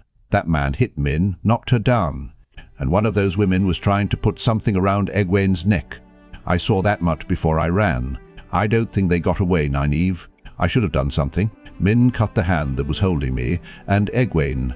Tobinda, Tobinda, Tobinda. I just ran, Nynaeve. I realized I was free, and I ran. Mother had better marry Gareth Brine and have another daughter as soon as she can. I'm not fit to take the throne. Don't be a goose, Nynaeve said sharply. Remember, I have a packet of sheepstong root among my herbs. Elaine had her head in her hands. The jibe did not even produce a murmur. Listen to me, girl. Did you see me stay to fight 20 or 30 armed men, not to mention the Aes Sedai? If you had waited, the most likely thing by far is that you would be a prisoner too. If they didn't just kill you, they seemed to be interested in Egwene and me for some reason. They might not have cared whether you remained alive or not. Why are they interested in Egwene and me? Why us in particular? Why did Liandrin do this? Why? She had no more answers now than she had had the first time she asked herself these questions. If I had died trying to help them, Elaine began, you'd be dead. And little good you'd be then to yourself or them. Now get on your feet and brush off your dress. Nynaeve rummaged in her saddlebags for a hairbrush. And fix your hair. Elaine got up slowly and took the brush with a small laugh. You sound like Linny, my old nurse. She began to run the brush through her hair, wincing as tangles pulled. But how are we going to help them, Nynaeve? You may be as strong as a full sister when you are angry, but they have women who can channel too. I cannot think they're Aes Sedai, but they might as well be. We do not even know in which direction they took them. West, Nynaeve said. That creature Suroth mentioned, Falme, and that's as far west on Tommen Head as you can go. We will go to Falme. I hope Liandrin is there. I will make her curse the day her mother laid eyes on her father. But first I think we had better find some clothes of the country. I've seen Tarabona and Damane women in the tower, and what they wear is nothing like what we have on. We would stand out in Falme as strangers. I would not mind a Damane dress, though Mother would surely have a fit if she ever found out I'd worn one, and Lini would never let me hear the end of it. But even if we find a village, can we afford new dresses? I have no idea how much money you have, but I have only 10 gold marks and perhaps twice that in silver. That will keep us 2 or 3 weeks, but I don't know what we will do after that. A few months as a novice in Tar Valon, Nynaeve said, laughing, has not stopped you thinking like the heir to a throne. I don't have a tenth what you do, but altogether it will keep us 2 or 3 months in comfort. Longer, if we are careful. I have no intention of buying us dresses, and they won't be new in any case. My grey silk dress will do us some good, with all those pearls and that gold thread. If I can't find a woman who will trade us each 2 or 3 sturdy changes for that, I will give you this ring, and I will be the novice. She swung up into her saddle and reached a hand down to pull Elaine up behind her.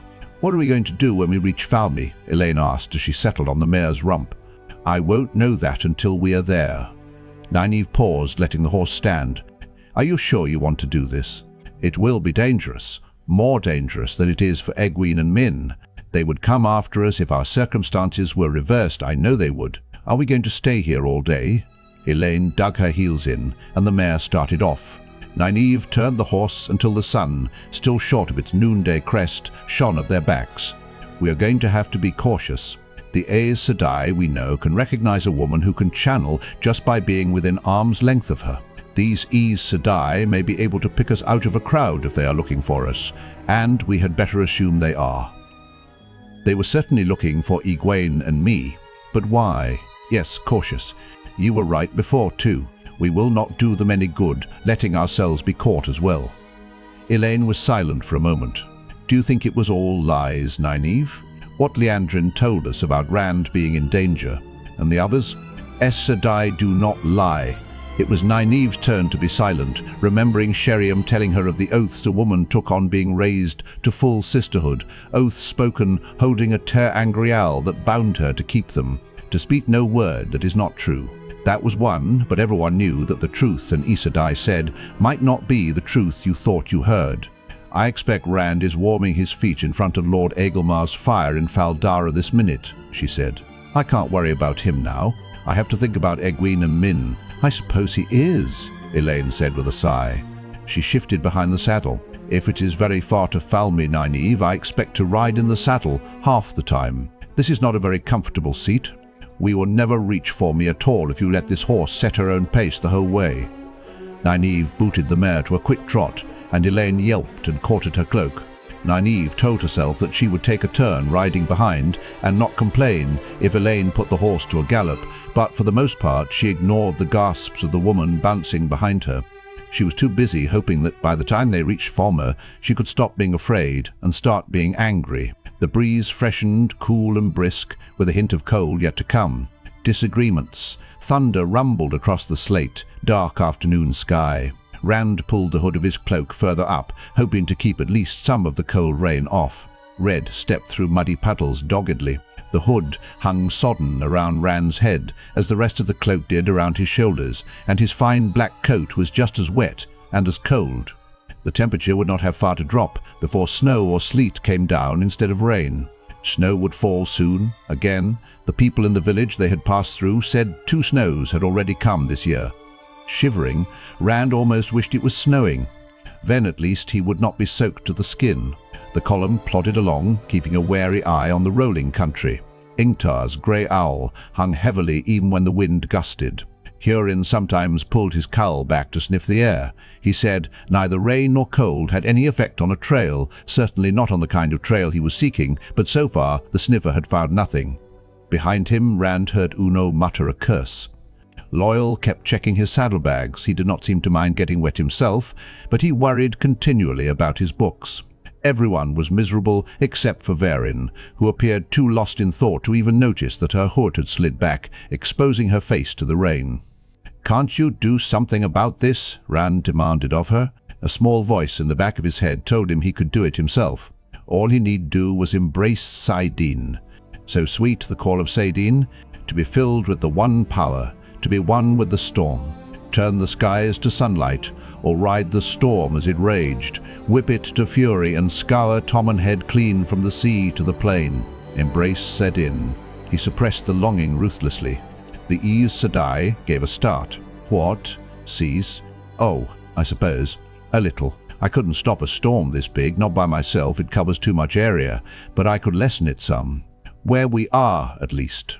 She wiped rain from her face, seemed to realize for the first time that her hood had slipped, and pulled it back up absently. "Then why don't you?" Matt said. The shivering face peering out from under his hood looked at death's door, but his voice was vigorous. "Because if I used that much of the one power, any Aes Sedai closer than 10 miles would know someone had channeled. We don't want to bring these Seanchan down on us with some of their Damane."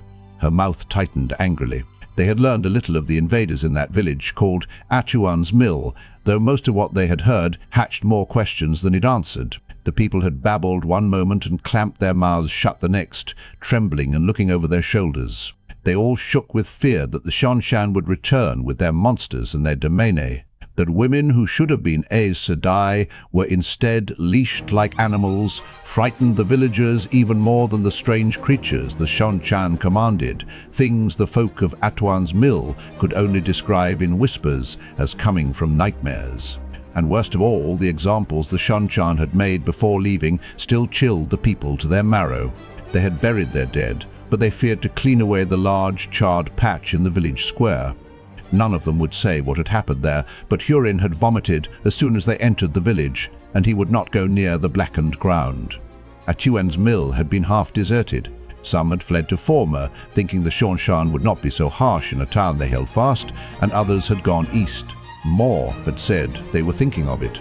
There was fighting on Ormouth Plain, Taraboners battling Damane, it was said, but such houses and barns as were burned, they were kindled by torches in the hands of men.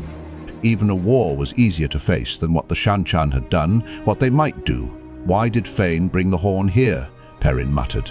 The question had been asked by each of them at one time or another, and no one had an answer. There's war, and these Seanchan and their monsters. Why here? Ingtar turned in his saddle to look back at them. His face appeared almost as haggard as Matt's. There are always men who see chances for their own advantage in the confusion of war. Fain is one like that. No doubt he thinks to steal the horn again, from the Dark One this time, and use it for his own profit. "The father of lies never lays simple plans," Verin said. "It may be that he wants Fain to bring the horn here for some reason known only in Sheol Ghul." "Monsters," Matt snorted. His cheeks were sunken now, his eyes hollow. That he sounded healthy only made it worse. They saw some Trollocs, or a Fade if you ask me. Well, why not? If the Seanchan have Aes Sedai fighting for them, why not Fades and Trollocs? He caught Verin staring at him and flinched. Well, they are, on leashes or not. They can channel, and that makes them Aes Sedai. He glanced at Rand and gave a ragged laugh. "That makes you Aes Sedai, the light, help us all." Masima came galloping from ahead, through the mud and the steady rain. "There is another village ahead, my lord," he said as he pulled in beside Ingtar. His eyes only swept past Rand, but they tightened, and he did not look at Rand again. "It's empty, my lord. No villagers, no Seanchan, nobody at all. The houses all look sound, though, except for 2 or 3 that... Tubinda. Well, they aren't there anymore, my lord." Ingtar raised his hand and signalled for a trot. The village Masema had found covered the slopes of a hill, with a paved square at the top around a circle of stone walls. The houses were of stone, all flat-roofed and few more than a single story. 3 that had been larger, along one side of the square, were only heaps of blackened rubble. Shattered chunks of stone and roof beams lay scattered across the square. A few shutters banged when the wind gusted. Ingtar dismounted in front of the only large building still standing. The creaking sign above its door bore a woman juggling stars, but no name. Rain came off the corners in 2 steady drizzles. Verin hurried inside while Ingtar spoke. "Uno, search every house. If there is anyone left, perhaps they can tell us what happened here, and maybe a little more about these Seanchan. And if there's any food, bring that too, and blankets." Uno nodded and began telling off men. Ingtar turned to Hurin. "What do you smell? Did Fain come through here?" Hurin, rubbing his nose, shook his head. "Not him, my lord, and not the Trollocs neither. Whoever did that left a stench, though." He pointed to the wreckage that had been houses. "It was killing, my lord. There were people in there." "Seanchan," Ingtar growled. "Let's get inside. Regan, find some sort of stable for the horses."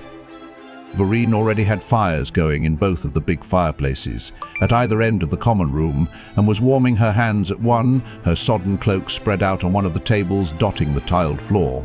She had found a few candles too, now burning on a table stuck in their own tallow. Emptiness and quiet, except for the occasional grumble of thunder, added to the flickering shadows to give the place a cavernous feel. Rand tossed his equally wet cloak and coat on a table and joined her. Only Loyal seemed more interested in checking his books than in warming himself. "We will never find the Horn of Valera this way," Ingtar said. 3 days since we... Tubinda. Since we arrived here." He shuddered and scrubbed a hand through his hair. Rand wondered what the Shianaran had seen in his other lives. Another 2, at least, to Falme, and we have not found so much as a hair of Fain or dark friends. There are scores of villages along the coast. He could have gone to any of them and taken ship anywhere by now, if he was ever here. "He is here," Verin said calmly, "and he went to Falme." "And he's still here," Ram said, "waiting for me. Please, Light, he's still waiting." "Hurin still hasn't caught a whiff of him," Ingtar said. The sniffer shrugged, as if he felt himself at fault for the failure. Why would he choose Falme? If those villagers are to be believed, Falme is held by these Seanchan. I would give my best hound to know who they are and where they came from. Who they are is not important to us. Verin knelt and unfastened her saddlebags, pulling out dry clothes. "At least we have rooms in which to change our clothes, though it will do us little good unless the weather changes. Ingtar, it may well be that what the villagers told us is right, that they are the descendants of Arthur Hawkwing's armies come back. What matters is that Padan Fain has gone to Falme. The writings in the dungeon at Fal Dara never mentioned Fain. Forgive me, Aes Sedai, but that could have been a trick as easily as dark prophecy. I can't believe even Trollocs would be stupid enough to tell us everything they were going to do before they did it." She twisted to look up at him. "And what do you mean to do if you will not take my advice?" "I mean to have the Horn of Valera," Ingtar said firmly. "Forgive me, but I have to trust my own senses before some words scrawled by a Trolloc. Tubinda. A Murdrel, surely," Verin murmured, but he did not even pause. "Tubindis are rare, airy, Tubinda, or a dark friend, seeming to betray himself out of his own mouth. I mean to quarter the ground until Hurin smells a trail, or we find Fain in the flesh. I must have the horn, Verin Sedai. I must." "That isn't the way," Hurin said softly. "Not must. What happens, happens. No one paid him any mind." "We all must," Verin murmured, peering into her saddlebags, "yet some things may be even more important than that." She did not say more, but Rand grimaced. He longed to get away from her, and her prods and hints. "I am not the Dragon Reborn. Light, but I wish I could just get away from Aes Sedai completely." Ingtar, I think I'm riding on to Falme. Fain is there. I'm sure he is, and if I don't come soon, he will do something to hurt Fain.Wheel. He had not mentioned that part before. They all stared at him, Mat and Perrin frowning, worried but considering, Verin as if she had just seen a new piece added to a puzzle. Loyal looked astonished and Hurin seemed confused. Ingtar was openly disbelieving. Why would he do that, the Shienaran said. I don't know, Rand lied, but that was part of the message he left with Barthanes. And did Barthanes say Fain was going to Falme? Ingtar demanded. No. It wouldn't matter if he had. He gave a bitter laugh. Dark friends lie as naturally as they breathe. Rand, Mat said, if I knew how to stop Fain from hurting Fain.Wheel, I would, if I was sure he was going to. But I need that dagger, Rand, and Hurin has the best chance of finding it. I will go wherever you go, Rand, Loyal said. He had finished making sure the books were dry and was taking off his sodden coat. But I don't see where a few more days will change anything, one way or another now. Try being a little less hasty for once. It doesn't matter to me whether we go to Falme now, later, or never, Perrin said with a shrug. But if Fain really is threatening Fain.Wheel, to well, Mat's right. Hurin is the best way to find him. I can find him, Lord Rand, Hurin put in. Let me get one sniff of him, and I'll take you right to him. There's never anything else left a trail like his. You must make your own choice, Rand, Verin said carefully. But remember that Falme is held by invaders about whom we still know next to nothing. If you go to Falme alone, you may find yourself a prisoner, or worse, and that will serve nothing. I am sure whatever choice you make will be the right one. Taveren, Loyal rumbled. Rand threw up his hands. Uno came in from the square, shaking rain off his cloak. Not a flaming soul to be found, my lord. Looks to me like they ran like striped pigs. Livestock's all gone, and there isn't a bloody cart or wagon left either. Half the houses are stripped to the flaming floors. I'll wager my next month's pay you could follow them by the bloody furniture they tossed on the side of the road when they realized it was only weighing down their flaming wagons. What about clothes? Ingtar asked. Uno blinked his one eye in surprise. Just a few bits and pieces, my lord. Mainly what they didn't think was bloody worth taking with them. They will have to do. Hurin, I mean to dress you and a few more as local people, as many as we can manage, so you won't stand out. I want you to swing wide, north and south, until you cross the trail. More soldiers were coming in, and they all gathered around Ingtar and Hurin to listen. Rand leaned his hands on the mantel over the fireplace and stared into the flames. They made him think of Baalzamon's eyes. There isn't much time, he said. I feel to something, to pulling me to Falme, and there isn't much time. He saw Verin watching him and added harshly, not that. It's Fain I have to find. It has nothing to do with to that. Verin nodded. The wheel weaves as the wheel wills, and we are all woven into the pattern. Fain has been here weeks before us, perhaps months. A few more days will make little difference in whatever is going to happen. I'm going to get some sleep, he muttered, picking up his saddlebags. They can't have carried off all the beds. Upstairs he did find beds, but only a few still had mattresses, and those so lumpy he thought it might be more comfortable to sleep on the floor. Finally he chose a bed where the mattress simply sagged in the middle. There was nothing else in the room except one wooden chair and a table with a rickety leg. He took off his wet things, putting on a dry shirt and breeches before lying down, since there were no sheets or blankets, and propped his sword beside the head of the bed. Wryly, he thought that the only thing dry he had for a coverlet was the dragon's banner. He left it safely buckled inside the saddlebags. Rain drummed on the roof, and thunder growled overhead, and now and again a lightning flash lit the windows. Shivering, he rolled this way and that on the mattress, seeking some comfortable way to lie, wondering if the banner would not do for a blanket after all, wondering if he should ride on to Falme. He rolled to his other side, and Baalzamon was standing beside the chair with the pure white length of the dragon's banner in his hands. The room seemed darker there, as if Baalzamon stood on the edge of a cloud of oily black smoke. Nearly healed burns crisscrossed his face, and as Rand looked, his pitch-dark eyes vanished for an instant, replaced by endless caverns of fire. Rand's saddlebags lay by his feet, buckles undone, flap thrown back where the banner had been hidden. The time comes closer, Luz Therin. 1,000 threads draw tight, and soon you will be tied and trapped, set to a course you cannot change. Madness, death. Before you die, will you once more kill everything you love? Rand glanced at the door, but he made no move except to sit up on the side of the bed. What good to try running from the Dark One? His throat felt like sand. "I am not the dragon, father of lies," he said hoarsely. The darkness behind Ba'alzamon roiled, and furnaces roared as Ba'alzamon laughed. "You honor me, and belittle yourself. I know you too well. I have faced you 1,000 times. 1,000 times 1,000. I know you to your miserable soul, Luz Therin Kinslayer." He laughed again. Rand put a hand in front of his face against the heat of that fiery mouth. "What do you want? I will not serve you. I will not do anything that you want. I'll die first. You will die, worm. How many times have you died across the span of the ages, fool? And how much has death availed you? The grave is cold and lonely, save for the worms.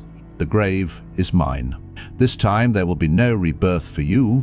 This time the wheel of time will be broken and the world remade in the image of the shadow.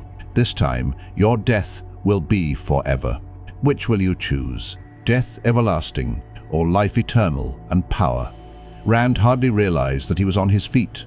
The void had surrounded him, Satan was there, and the one power flowed into him. That fact almost cracked the emptiness. Was this real? Was it a dream? Could he channel in a dream?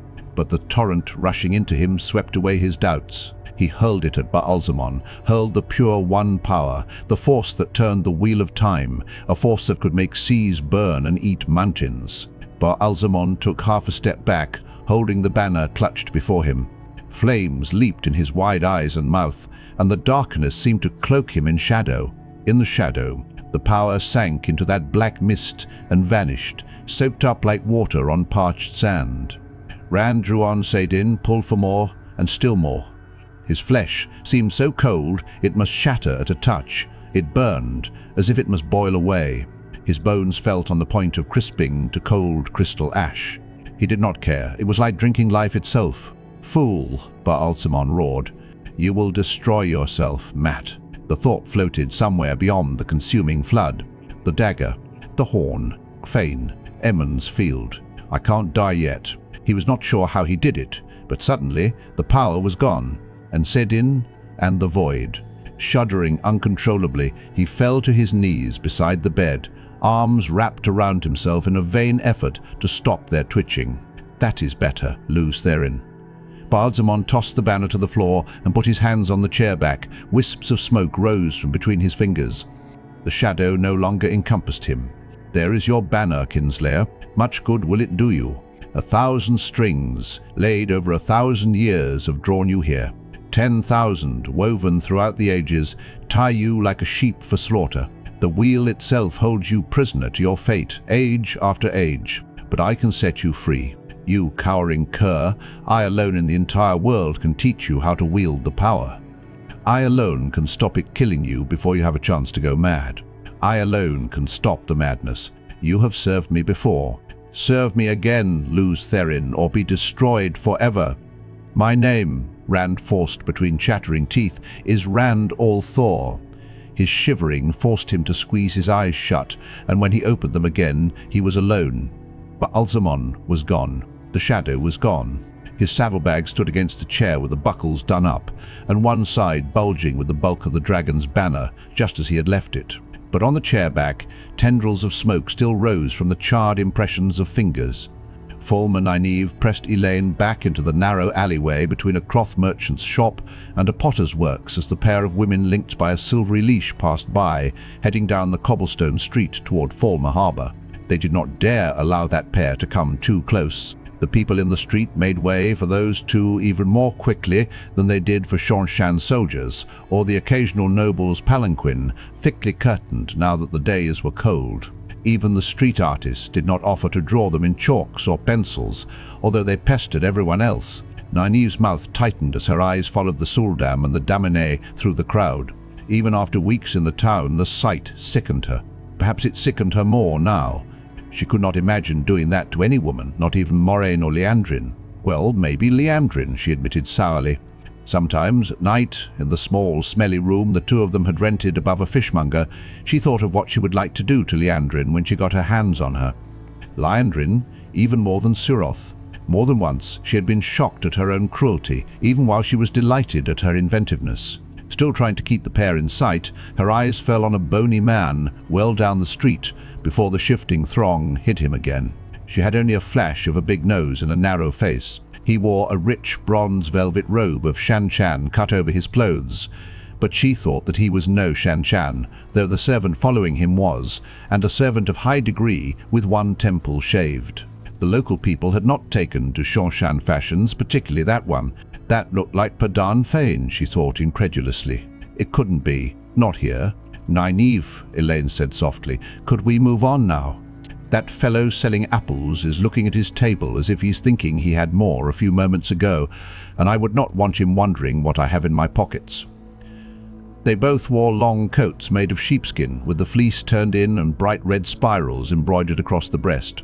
It was country garb, but it passed well enough in Falme, where many people had come in from the farms and villages. Among so many strangers, the two of them had been able to sink in unnoticed. Nynaeve had combed out her braid, and her gold ring, the serpent eating its own tail, now nestled under her dress beside Lan's heavy ring on the leather cord around her neck.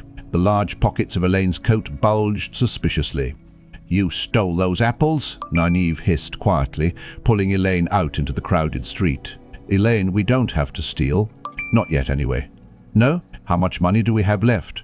"You've been not hungry very often at mealtimes the last few days." "Well, I am not hungry," Nynaeve snapped, trying to ignore the hollow in her middle. Everything cost considerably more than she had expected. She had heard local people complaining about how prices had risen since the Seanchan came. "Give me one of those." The apple Elaine dug out of her pocket was small and hard, but it crunched with a delicious sweetness when Nynaeve bit into it. She licked the juice from her lips. "How did you manage to?" She jerked Elaine to a halt and peered into her face. "Did you... to winda, did you...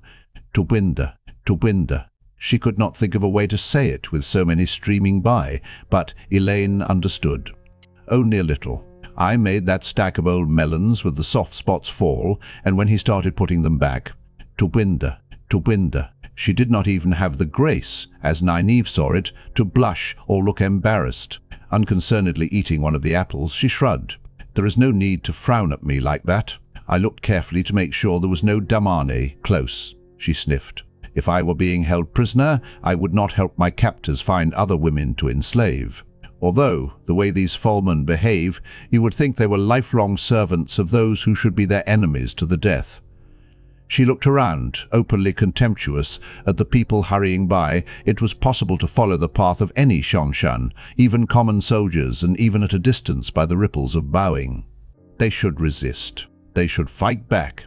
How? Against two? To winda. That. They had to step to the side of the street, along with everyone else, as a Seanchan patrol neared, climbing from the direction of the harbour. Nynaeve managed the bow, hands on knees, with face schooled to a perfect smoothness. Elaine was slower, and made her bow with a distasteful twist of her mouth. There were 20 armoured men and women in the patrol, riding horses, for which Nynaeve was grateful. She could not become used to seeing people riding things that looked like bronze-scaled, tailless cats, and a rider on one of the flying beasts was always enough to make her feel dizzy. She was glad there were so few of them.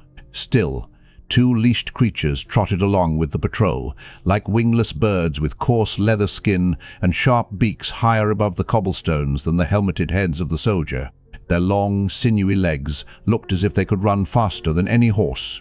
She straightened slowly after the Seanchan were gone. Some of those who had bowed for the patrol came close to running. No one was comfortable at the sight of the Seanchan's beasts except the Seanchan themselves.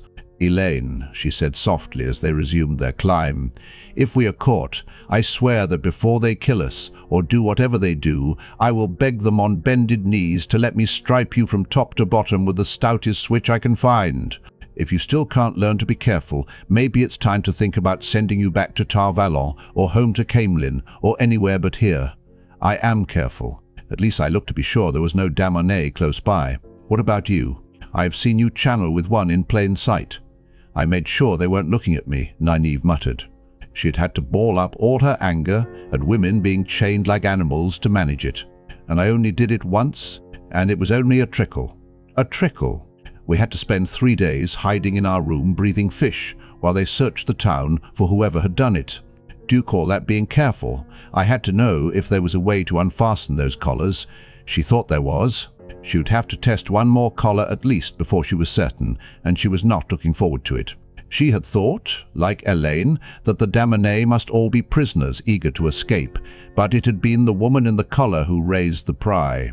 A man pushing a barrow that bumped over the cobblestones passed by them, crying his services to sharpen scissors and knives.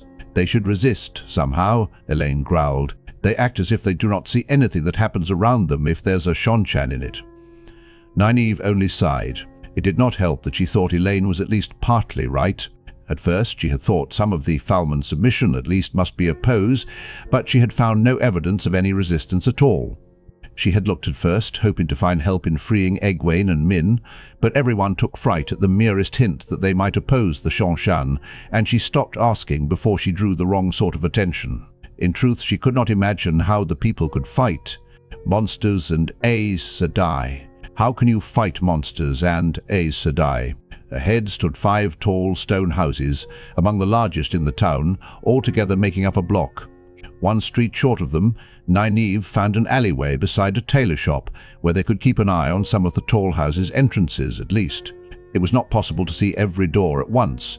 She did not want to risk letting Elaine go off on her own to watch more, but it was not wise to go any closer. Above the rooftops, on the next street, the golden hawk banner of the High Lord Turak flapped in the wind.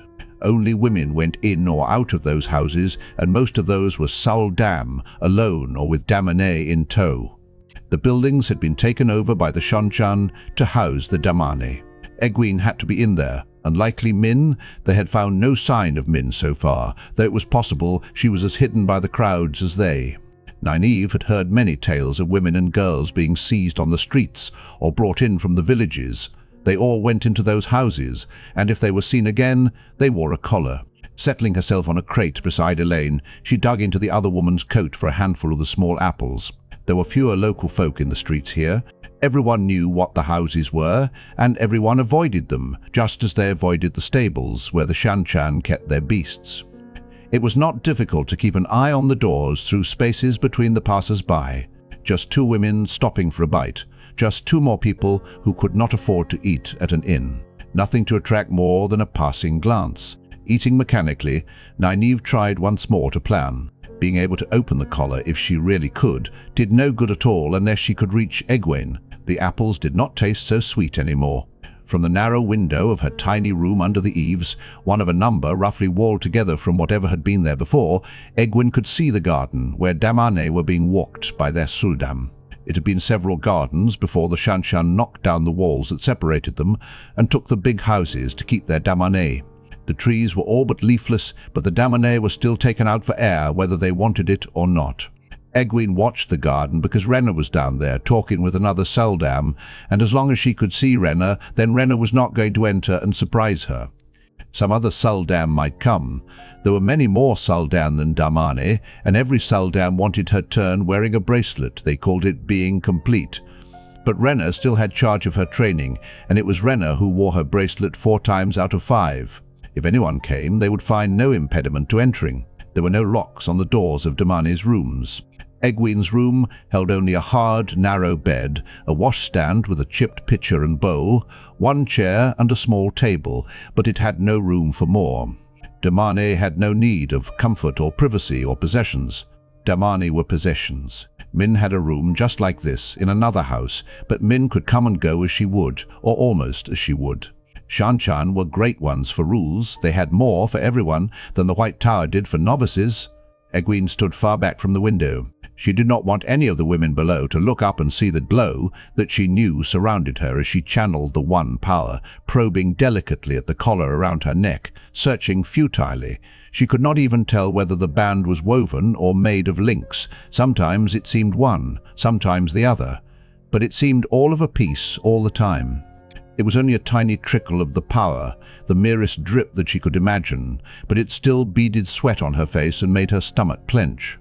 That was one of the properties of the Adam. If a Damane tried to channel without a Suldam wearing her bracelet, she felt sick, and the more of the power she channeled, the sicker she became. Lighting a candle beyond the reach of her arm would have made Egwene vomit. Once Renna had ordered her to juggle her tiny balls of light with the bracelet lying on the table. Remembering still made her shudder. Now, the silver leash snaked across the bare floor and up the unpainted wooden wall to where the bracelet hung on a peg. The sight of it hanging there made her jaws clench with fury. A dog leashed so carelessly could have run away. If a Damane moved her bracelet as much as a foot from where it had last been touched by a Suldam, Tobinda, Renna had made her do that too, had made her carry her own bracelet across the room. Or try to. She was sure it had only been minutes before the Suldam snapped the bracelet firmly on her own wrist. But to Egwene, the screaming and the cramps that had had her writhing on the floor had seemed to go on for hours. Someone tapped at the door, and Egwene jumped, before she realized it could not be a Suldam. None of them would knock first. She let Cedar go anyway. She was beginning to feel decidedly ill. "Min, here I am for my weekly visit," Min announced as she slipped inside and shut the door. Her cheeriness sounded a little forced, but she always did what she could to keep Egwene's spirits up. "How do you like it?" She spun in a little circle, showing off her dark green wool dress of Seanchan cut. A heavy, matching cloak hung over her arm. There was even a green ribbon catching up her dark hair, though her hair was hardly long enough for it. Her knife was still in its sheath at her waist, though. Egwene had been surprised when Min first showed up wearing it, but it seemed the Seanchan trusted everyone. Until they broke a rule. "It's pretty," Egwene said cautiously. "But why? I haven't gone over to the enemy, if that is what you were thinking. It was this, or else find some place to stay out in the town and maybe not be able to visit you again." She started to straddle a chair, as she would have in breeches, gave a wry shake of her head, and turned it around to sit. "Everyone has a place in the pattern," she mimicked, "and the place of everyone must be readily apparent. That old hag Mullane apparently got tired of not knowing what my place was on site and decided I ranked with the serving girls. She gave me the choice. You should see some of the things Seanchan serving girls wear, the ones who serve the lords. It might be fun, but not unless I was betrothed or, better yet, married. Well, there's no going back. Not yet, anyway. Mullane burned my coat and breeches." Grimacing to show what she thought of that, she picked up a rock from a small pile on the table and bounced it from hand to hand. "It isn't so bad," she said with a laugh, "except that it has been so long since I wore skirts that I keep tripping over them." Egwene had had to watch her clothes being burned too, including that lovely green silk. It had made her glad she had not brought more of the clothes the Lady Amalisa had given her, though she might never see any of them or the White Tower again. What she had on now was the same dark grey all Damane wore. Damane have no possessions, it had been explained to her. The dress that Damane wears, the food she eats, the bed she sleeps in, are all gifts from her Suldam. If a Suldam chooses that a Damane sleep on the floor instead of in a bed, or in a stall in a stable, it is purely the choice of the Suldam. Mullane, who had charge of the Damane quarters, had a droning nasal voice, but she was sharp with any Damane who did not remember every word of her boring lectures. "I don't think there will be any going back for me ever," Egwene said, sighing, sinking down on her bed. She gestured to the rocks on the table. "Renna gave me a test yesterday. I picked out the piece of iron ore and the copper ore blindfolded every time she mixed them up. She left them all here to remind me of my success. She seemed to think it was some kind of reward to be reminded. It doesn't seem any worse than the rest, not nearly as bad as making things explode like fireworks. But couldn't you have lied? Told her you didn't know which was which. You still do not know what this is like." Egwene tugged at the collar. Pulling did no more good than channeling had. When Renna is wearing that bracelet, she knows what I am doing with the power and what I am not. Sometimes she even seems to know when she isn't wearing it, she says. Suldam develop, an affinity, she calls it, after a while. She sighed. "No one even thought to test me on this earlier." Earth is one of the 5 powers that was strongest in men. When I picked out those rocks, she took me outside the town, and I was able to point right to an abandoned iron mine. It was all overgrown, and there wasn't any opening to be seen at all, but once I knew how, I could feel the iron ore still in the ground. There hasn't been enough to make it worth working in 100 years, but I knew it was there. I couldn't lie to her, Min. She knew I had sensed the mine as soon as I did. She was so excited she promised me a pudding with my supper. She felt her cheeks growing hot in anger and embarrassment. Apparently, she said bitterly, I am now too valuable to be wasted making things explode. Any Damane can do that, only a handful can find ores in the ground. Light. I hate making things explode, but I wish that was all I could do. The color in her cheeks deepened. She did hate it, making trees tear themselves to splinters and the earth erupt. That was meant for battle, for killing, and she wanted no part of it. Yet anything the Seanchan let her do was another chance to touch Saidar, to feel the power flowing through her. She hated the things Renna and the other Suldam made her do, but she was sure that she could handle much more of the power now than she could before leaving Tar Valon. She certainly knew she could do things with it that no sister in the tower had ever thought of doing. They never thought of tearing the earth apart to kill men. Perhaps you won't have to worry about any of it much longer, Min said, grinning. I've found us a ship, Egwene. The captain has been held here by the Seanchan, and he is about ready to sail with or without permission. If he will take you, Min, go with him, Egwene said wearily. I told you I'm valuable now. Renna says in a few days they're sending a ship back to Seanchan. Just to take me. Min's grin vanished, and they stared at each other. Suddenly, Min hurled her rock at the pile on the table, scattering them. There has to be a way out of here. There has to be a way to take that bloody thing off your neck. Egwene leaned her head back against the wall. You know the Seanchan have collected every woman they've been able to find who can channel even a speck. They come from all over, not just from here in Falme, but from the fishing villages and from farming towns inland. Tarabona and Damane women, passengers off ships they've stopped. There are 2 Aes Sedai among them. Aes Sedai! Min exclaimed. By habit she looked around to make sure no Seanchan had overheard her saying that name. Egwene, if there are Aes Sedai here, they can help us. Let me talk to them, and they can't even help themselves, Min. I only talked to one. Her name is Reimer. The Suldam don't call her that, but that's her name. She wanted to make sure I knew it, and she told me there is another. She told me in between bouts of tears. She's Aes Sedai, and she was crying, Min. She has a collar on her neck. They make her answer to Pura, and she can't do anything more about it than I can. They captured her when Falme fell. She was crying because she's beginning to stop fighting against it, because she cannot take being punished anymore. She was crying because she wants to take her own life, and she cannot even do that without permission. Light, I know how she feels. Min shifted uneasily, smoothing her dress with suddenly nervous hands. Egwene, you don't want to. Tobinda, Tobinda, Tobinda. Egwene, you must not think of harming yourself. I will get you out somehow. I will. I am not going to kill myself, Egwene said dryly. Even if I could, let me have your knife. Come on. I won't hurt myself.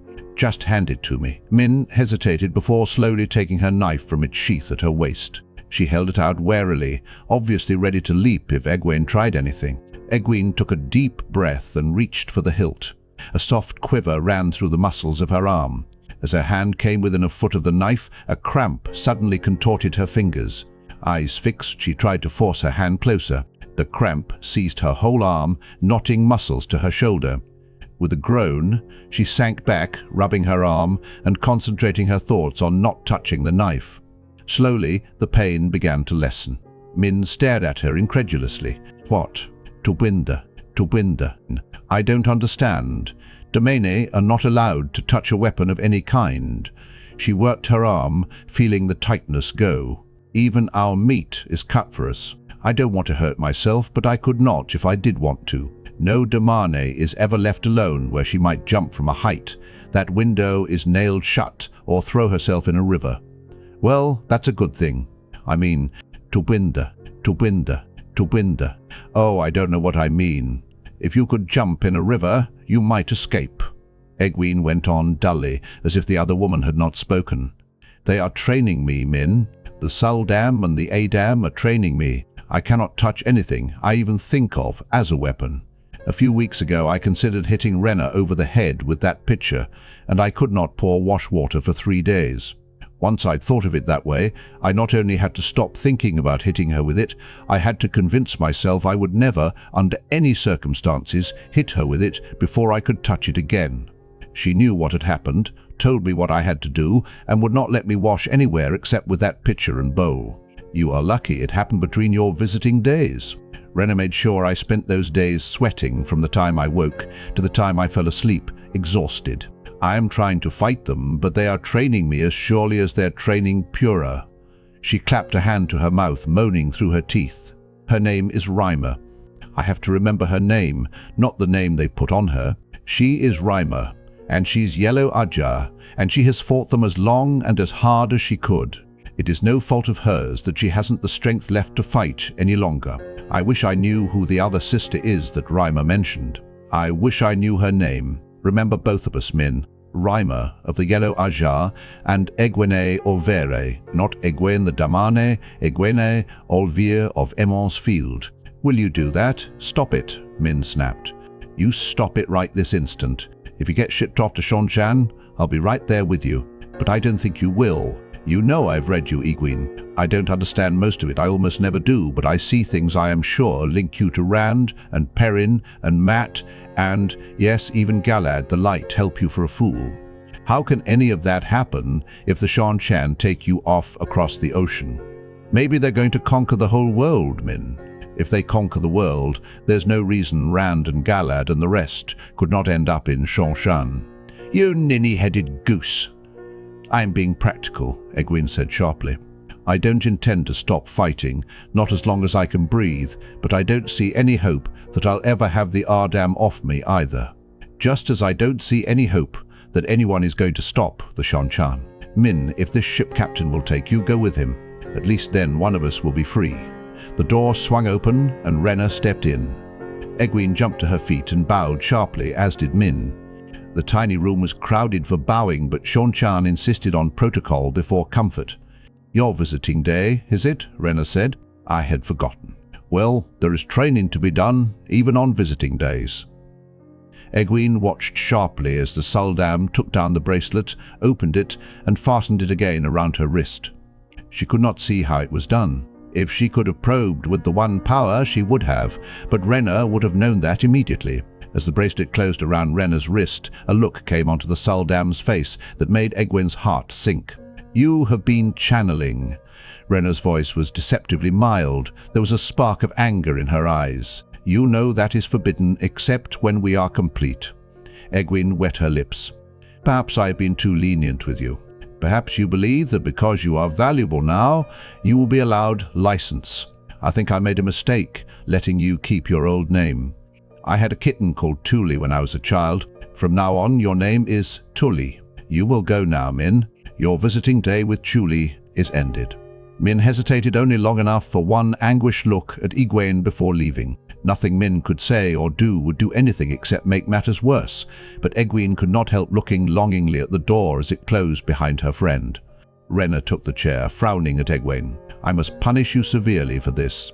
We will both be called to the Court of the Nine Moons, you for what you can do, I as your Suldam and trainer, and I will not allow you to disgrace me in the eyes of the Empress.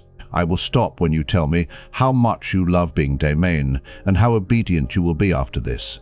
And, Tuli, make me believe every word.